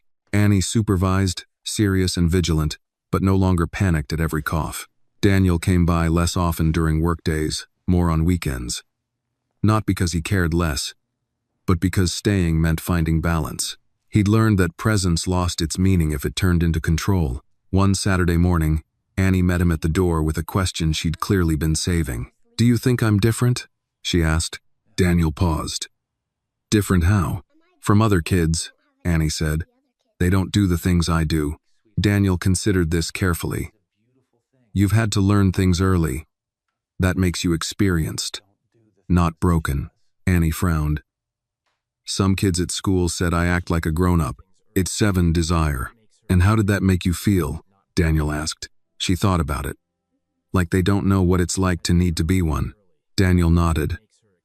"That's true, but I don't want to always be like that." Annie added quietly. "You won't be," he said. "You'll be many things." That seemed to ease something in her. The outside world, however, was less flexible. Daniel's name began appearing in places he hadn't intended. Not headlines, not accusations, just mentions. Boardroom whispers, invitations that quietly disappeared, conversations that ended a little sooner than they used to. He noticed. He accepted it. Pressure, when sustained long enough, always asked the same question. Is this worth it? One evening, Daniel received an email marked confidential. It outlined a proposal, an opportunity that would require him to distance himself from certain non-essential personal entanglements, to avoid complications. He read it once, then he closed the file. That night, he went to the apartment without calling ahead. Ruth was in the kitchen, chopping vegetables slowly, stubbornly. Annie sat at the table, reading aloud from a book. "Hey," Annie said, looking up. "You're early." "I needed to be," Daniel replied. Ruth glanced at his face. "Something happened." "Yes." "Bad?" she asked. "Clarifying," Daniel said. They sat together after dinner, the air heavy but not hostile. "They're making it clear," Daniel said finally.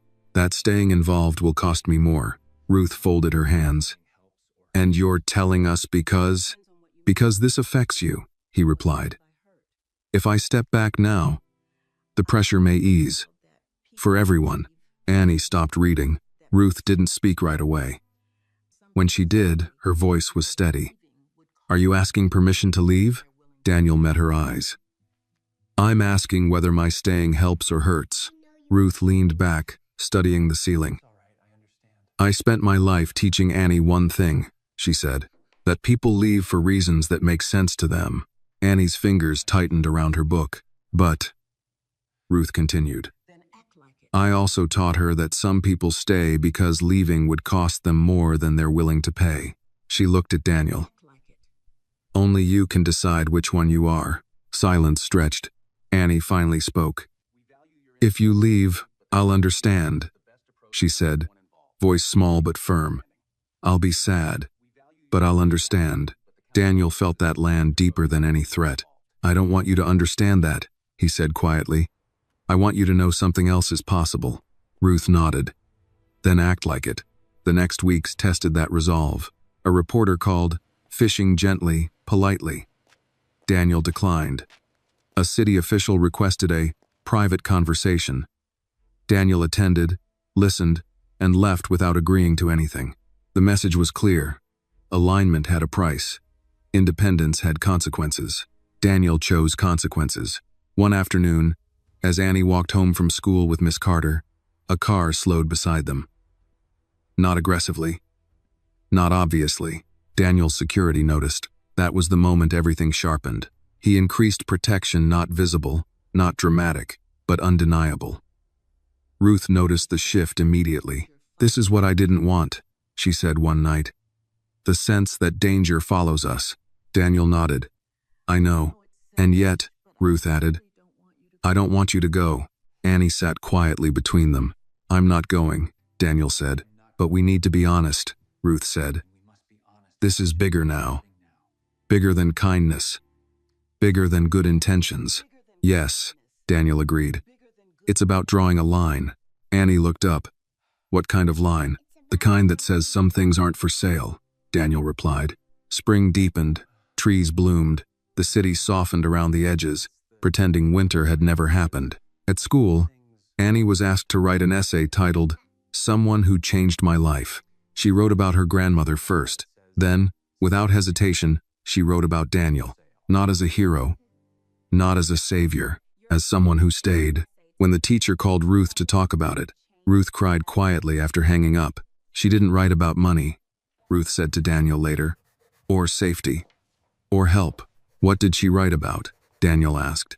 "Consistency," Ruth replied. "She wrote that it's easier to be brave when someone stands still beside you." "His oxes." Daniel felt something close to pain and pride twist together in his chest. That night, he stood alone on the fire escape, looking out over the city. He understood now that what he'd stepped into could not be resolved cleanly. There would be no final victory, no neat ending, only ongoing choice. Stay, protect, absorb the cost, or step back and let the world revert to its defaults. Daniel already knew what he would do, but he also knew the next chapter would demand more than resolve. It would demand action. The line was crossed on a Tuesday. It wasn't dramatic. No sirens, no raised voices. Just a thin envelope slipped under the apartment door sometime between midnight and dawn. Ruth found it first. She stood in the hallway holding it with 2 fingers, as if paper alone could be contagious. Annie was still asleep. Daniel arrived 20 minutes later, summoned by a single sentence Ruth had spoken into the phone. "They've stopped asking." Daniel understood immediately. The envelope contained no letterhead, no official seal, just a typed page and a single photograph. The page read, "This situation has become inefficient." The photograph showed Annie walking home from school, Miss Carter half a step behind her, both of them caught mid-stride. The angle was wrong, too close, too intentional. Ruth sat down slowly. They followed her. Daniel's jaw tightened. They watched her. "That's worse," Ruth said. Daniel didn't disagree. Annie woke to an apartment that felt different. Quieter, but not peaceful. She took one look at their faces and stopped. "What happened?" she asked. Ruth hesitated. Daniel knelt in front of her. "Someone made a bad choice," he said carefully. "And now we need to make sure you're extra safe for a while." Annie studied his face. "Did I do something wrong?" "No," Daniel said immediately. "This has nothing to do with you doing anything wrong." She looked at the photograph on the table anyway. Recognition flickered. "They took my picture," she said softly. "Yes," Daniel replied. "And that wasn't okay." Annie nodded once. No tears, no panic, just understanding that landed too early for a child her age. "What happens now?" she asked. Daniel stood. "Now I stopped being polite." The next 48 hours moved fast. Daniel pulled resources he'd never used for personal reasons. Not to intimidate, not to retaliate, but to clarify boundaries. Surveillance was traced. The photographer identified. The chain of instruction exposed just enough to make a point. Ruth watched it unfold from the sidelines, uneasy, but resolute. "This is escalation," she said one night. "Yes," Daniel replied. "But not ours." "You sure about that?" she asked. Daniel met her gaze. "They wanted silence. I'm giving them light." Est. Annie stayed with a trusted family friend for 2 nights. A woman Ruth had known since church days long ago. Annie packed her backpack carefully, bringing books, pajamas, and the drawing she'd made months ago. "Just in case," she said. Daniel drove her there himself. The car ride was quiet until Annie spoke. "You're angry," she said. "Yes," Daniel replied honestly. "Are you angry like when grown-ups yell?" she asked. "No," he said. "I'm angry like when something precious is threatened. She nodded. That's the kind of angry grandma understands. The meeting came on Friday. No invitations, no intermediaries, just a location and a time delivered through channels that had suddenly become very cooperative. Daniel arrived alone. The room was spare, neutral, designed to feel temporary. Two men waited inside, both older, both practiced at appearing reasonable. This has gone far enough, one of them began. Daniel didn't sit. You involved a child, and, Christ, we documented a situation, the other said smoothly. You stalked a 6-year-old, Daniel replied. Call it what it is. Silence followed. You're forcing our hand, the first man said. Daniel leaned forward slightly. No, you forced mine. He laid out the information calmly. Names, dates, patterns. The fact that everything they'd done was already known in places they did not control. I will not negotiate Annie's safety, Daniel continued. You don't get to test how much pressure it takes for me to disappear. And what if we don't back down? The second man asked. Daniel straightened. Then you become the example. They looked at him differently then. Not impressed, not frightened, measured. The meeting ended without agreement, which, Daniel knew, was a kind of victory. That evening, Annie came home. She ran into the apartment, backpack bouncing, relief visible in every movement. Ruth held her for a long time, breathing her in like oxygen. Daniel stood back, watching. Are they gone? Annie asked. For now, Daniel said. Annie considered this. For now is okay. Later, after Annie was asleep, Ruth poured tea with shaking hands. You crossed into something dangerous today, she said. Yes, Daniel replied. And you'd do it again. Yes. Ruth looked at him steadily. Then we need to talk about the future. Daniel nodded. I agree. I am Cifres. They spoke late into the night. About guardianship.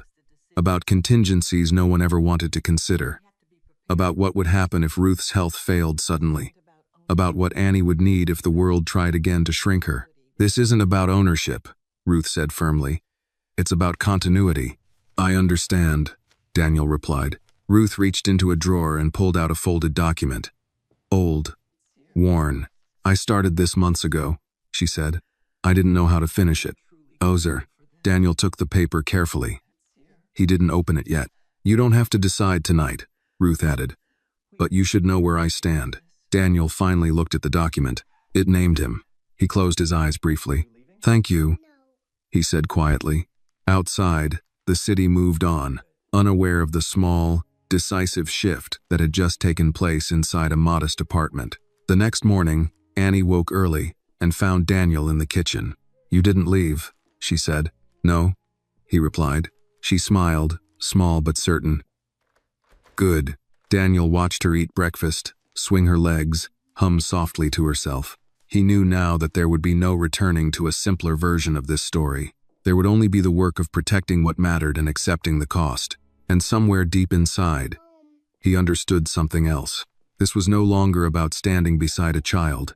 It was about standing in front of her. The paperwork took longer than Daniel expected. Not because of legal complexity, he had teams who lived for that, but because Ruth insisted on understanding every line. She sat at the small kitchen table with reading glasses perched on her nose, moving slowly, deliberately, refusing to be rushed. I've signed too many things in my life without reading them, she said. I won't do that again.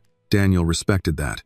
He answered questions patiently, translating legal language into plain truth. Annie listened from the floor, coloring quietly but clearly paying attention. So this doesn't mean I stop being Annie's grandma, Ruth said at one point. No, Daniel replied. It means if something happens, Annie doesn't get lost in the system while people argue. Ruth nodded. And it doesn't mean she has to live with you. No, Daniel said again. It means she has options. Ruth glanced at Annie. You hear that? Annie looked up. Options are good, she said. Options mean you don't get stuck. Ruth smiled faintly. You've always been too smart. The documents were finalized 2 weeks later. Nothing dramatic changed on the surface. Annie still went to school. Ruth still complained about her medication. Daniel still split his time between meetings in the apartment. But underneath, something had settled. Certainty. The pressure didn't stop. It adjusted. Daniel noticed men who looked a little too long in public places. He noticed questions that circled instead of landing, invitations that came with unspoken conditions. He declined them all. What surprised him was how little he resented it. One evening, as he walked Annie home from a library program, she asked a question he hadn't expected. "Do you ever wish you were invisible?" she asked. Daniel thought about it. "I used to." "What changed?" she asked. "I realized invisibility protects you," he said. "But it doesn't protect anyone else." Annie nodded, considering that. "Being seen is scary." "Yes," Daniel agreed. "But sometimes it's necessary." Spring gave way to early summer. School let out. Annie grew restless in that way children do when routine disappears. Ruth's energy fluctuated. Better on some days, worse on others. Daniel adjusted again. He hired a tutor for Annie, not because she was behind, but because she was curious. He arranged for swimming lessons at a community center, insisting on low-key, public settings. "You don't need to live like you're hiding," he told Ruth. "You just need to be aware." Awareness became habit. Then came the request Daniel had been expecting. A meeting, not hostile, not friendly, framed as reconciliation. Daniel considered it carefully before agreeing. Ruth was direct when he told her. "If this is a trap, it won't be," Daniel said. "Not like before. And Annie? She won't be anywhere near it." Ruth nodded. "Then go. But remember, people who smile while they threaten are still threatening." Daniel smiled faintly. "I know." The meeting took place in a restaurant that specialized in appearing neutral. Private room, polite staff, carefully chosen silence. The woman from months ago was there again. So was a man Daniel hadn't met. Younger, sharper. "We're prepared to reset," the woman said after the pleasantries. "Mutual disengagement." Daniel leaned back. "Define that." You stop involving yourself in matters that draw attention," the man said, "and we ensure no further interference." Daniel shook his head. "That's not mutual. That's conditional." The woman sighed. "You've made a point. Everyone sees it." "That wasn't the goal," Daniel replied. "Then what is?" the man asked. Daniel looked at him steadily. "That a child isn't currency." Silence. "You're forcing us to acknowledge something we don't operate on," the woman said quietly. "Then adapt," Daniel replied. "Or move aside." The man's jaw tightened. "You're not as untouchable as you think." Daniel stood. "I'm not trying to be untouchable.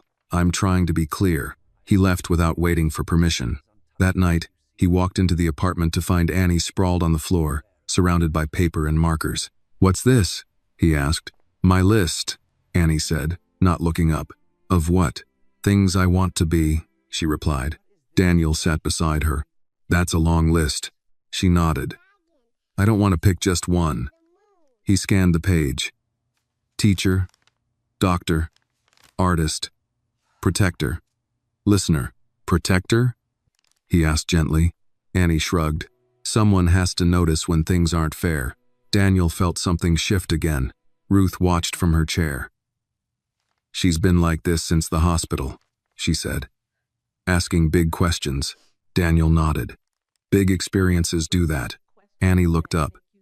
"Do you think fairness is real?" Daniel thought carefully. "I think fairness is something people build when they refuse to accept cruelty as normal." Annie considered this. "Then it's work." "Yes," Daniel said. "It is." That night, Daniel lay awake, staring at the ceiling of his own apartment. He thought about how his life had narrowed and deepened at the same time, how some doors had closed quietly, while others had opened into responsibility he couldn't have imagined before. He didn't regret it. He thought about Annie growing older, about the questions she would ask at 12, at 16, at 20. About the day she would see the world clearly enough to judge his choices. He hoped she would see that he stayed, not because it was easy, not because it made him feel powerful, but because some moments asked you to decide who you were and then live with the answer. In the morning, Daniel received a short message. "We understand your position." He deleted it without replying. When he arrived at the apartment later that day, Annie ran to him with a grin. "I learned how to float today," she announced. "That's impressive," Daniel said. "It's about trusting the water," she explained seriously. "You don't fight it. You just stay calm." Daniel smiled, recognizing the metaphor immediately. "Yes," he said, "exactly like that." As summer settled in, the sense of immediate danger faded, but the vigilance remained. Not fear-based, purpose-based. Daniel knew the final challenges were still ahead, but he also knew something else now. Annie was no longer just someone he protected. She was someone who would one day protect others, and that made every cost worthwhile. The first real test came quietly. No envelopes, no phone calls, no strangers watching from across the street. Just an absence Daniel had learned not to trust. Summer moved forward anyway. Annie turned 7 in June. Ruth insisted on baking a cake herself, even though it took most of the day and nearly all her energy. The cake leaned slightly to one side, the frosting uneven, but Annie declared it perfect. "I like things that look like they were made by people," she said. They celebrated in the small apartment with a few neighbors, Miss Carter, and one of Ruth's old church friends who brought a folding chair and too many balloons. Daniel stayed in the background, watching Annie laugh, watching Ruth's eyes shine with something dangerously close to peace. For a moment, it almost felt earned. That illusion didn't last. 3 days later, Daniel received a call from a number he recognized immediately. "You should turn on the news," the voice said, calm and distant. Daniel didn't respond. He didn't need to. He turned on the television.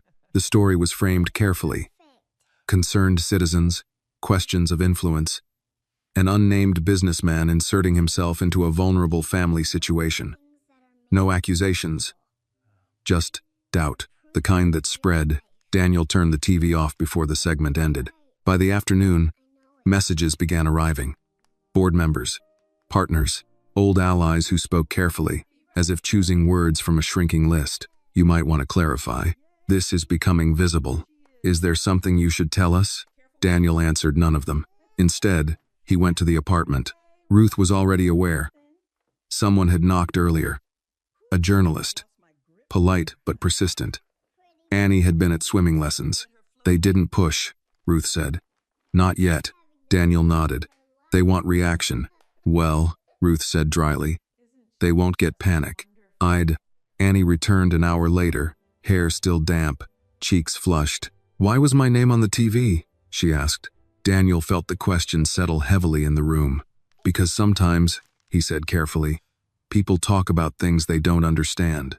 "Did I do something wrong?" Annie asked. Ruth spoke before Daniel could. "No, baby, you didn't do anything but exist." Annie frowned. "That seems like a lot of trouble for just existing." Daniel almost smiled. Almost. That night, Daniel made a decision he had delayed for months. He went public, not loudly, not defensively. He issued a single statement.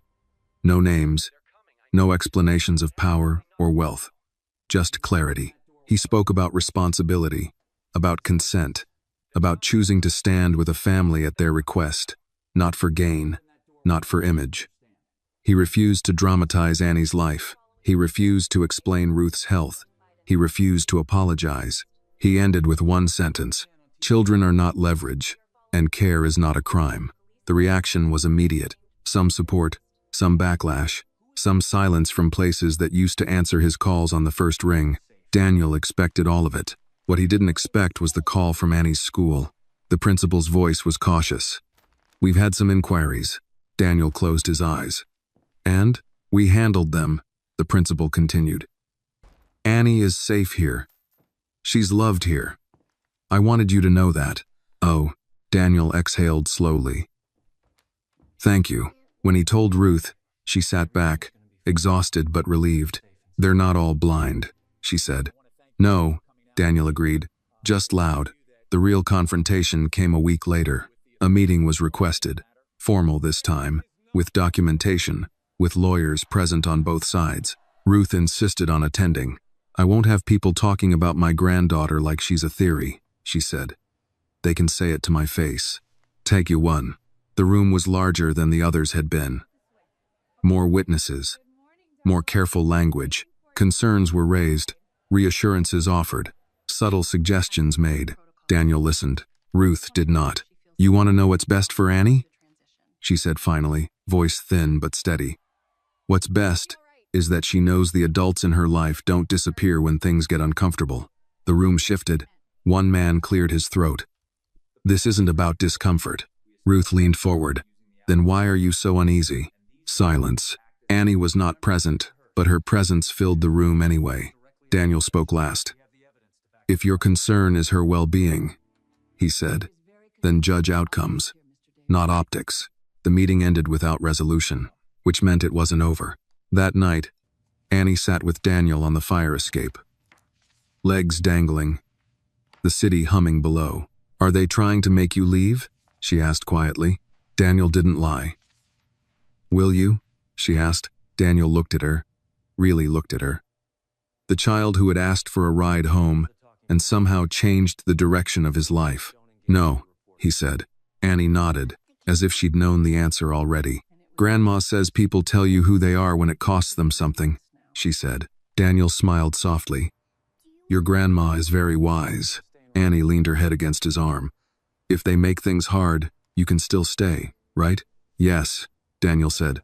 "Hard doesn't scare me." She smiled then, a small, fierce smile. "Good," she said, "because I don't want to grow up thinking the world always wins."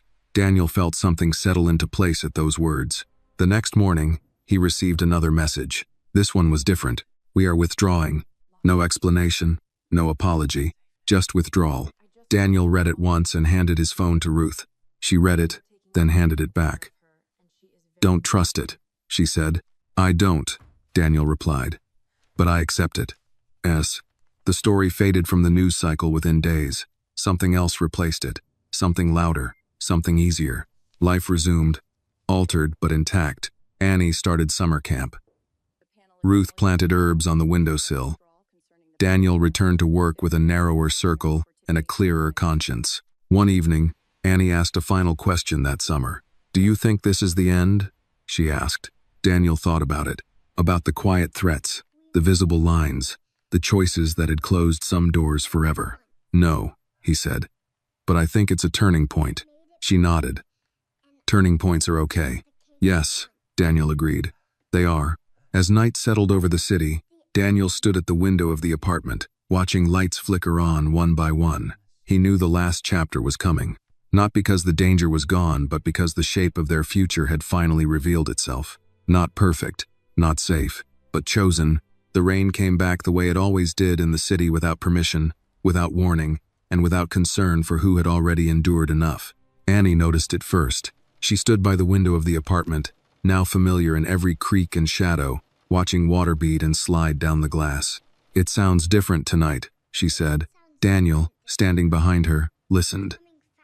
The rain was heavier, slower, not frantic like that first night years ago. This rain felt deliberate. "Yeah," he said, "it does." Ruth sat in her chair, wrapped in a light sweater despite the summer air. Her breathing was slower these days, more measured. Age and illness had not left her, but neither had they won. "I always thought rain meant something was about to change," Ruth said. "Good or bad. You never knew which until afterward." Daniel smiled faintly. "I think that's still true." Annie turned from the window. "Is this one good or bad?" Ruth reached for her hand. "It's honest. That's better than either." Life, after the withdrawal, didn't become easier. It became clearer. Daniel no longer pretended his world and Annie's were separate. He stopped trying to balance appearances and started prioritizing alignment. Some partnerships dissolved quietly. Others strengthened in unexpected ways. People who valued comfort drifted away. People who valued integrity stayed. That was the cost. And the gift. Annie grew in ways that were subtle but unmistakable. She laughed more easily now, but she also listened with depth that startled adults. She noticed when people talked down to her.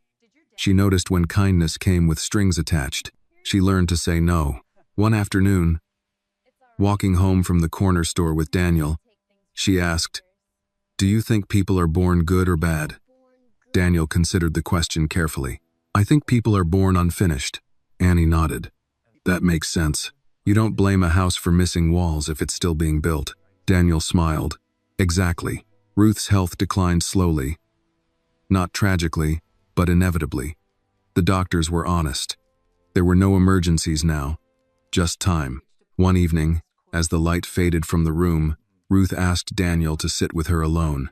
"You know I won't be here forever," she said plainly. "Yes," Daniel replied. "And you know Annie will be," Ruth continued. "Yes." "Oh."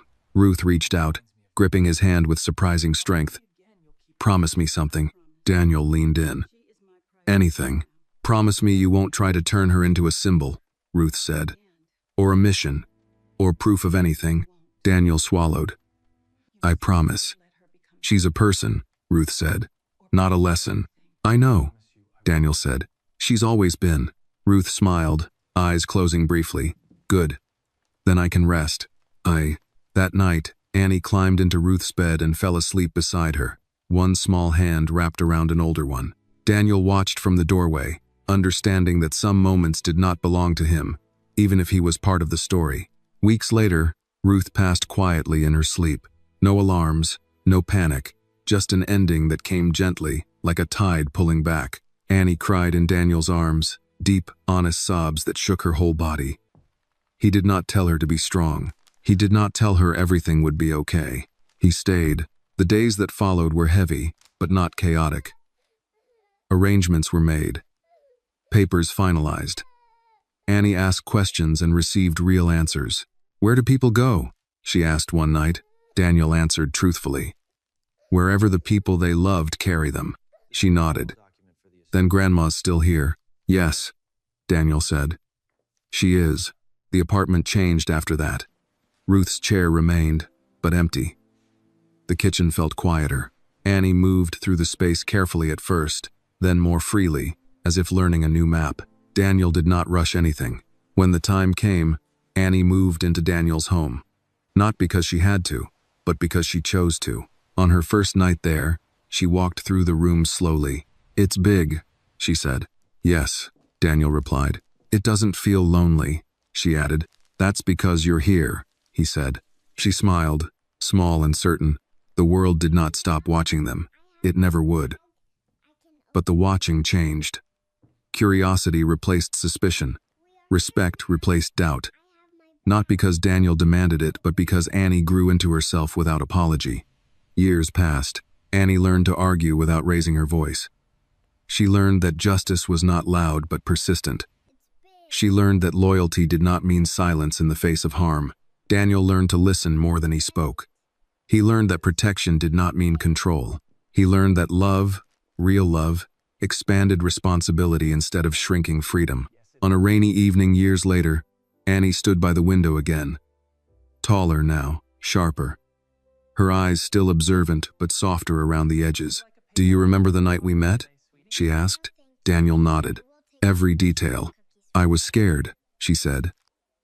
"But I wasn't lost." "Not really." Daniel looked at her. "What do you mean?" "I knew where home was," she said. "I just needed someone to help me get there." Weak. Daniel felt the weight of the years settle into something like peace. "You did the rest," he said. Annie smiled. "We did." Outside, the rain continued to fall, steady and unremarkable, like life itself. Daniel watched the city lights reflect in the wet streets and thought about how one moment, one decision, one refusal to look away, had reshaped everything, not into something perfect, but into something true. And that, he knew now, was enough. Because some questions changed lives not by how they were answered, but by who chose to answer them. "Sir, can you take me home?" He had, and in doing so, he found his own. The story reminds us that real justice is often quiet and deeply personal. It does not always come from systems, wealth, or power, but from an ordinary human decision to stand in front of someone who is vulnerable and refuse to step aside. It teaches that kindness is not weakness, that protecting a child is not charity but responsibility, and that doing the right thing often costs comfort, reputation, or safety. Most of all, the story shows that loyalty is proven by who stays when fear, pressure, and inconvenience appear, and that one moment of courage can change not only a child's life, but the soul of the person who chooses to answer instead of looking away. This video is a work of fiction created with the assistance of artificial intelligence. All characters, events, and situations are not real and do not represent any actual people or true stories. The content is intended for storytelling and emotional illustration only.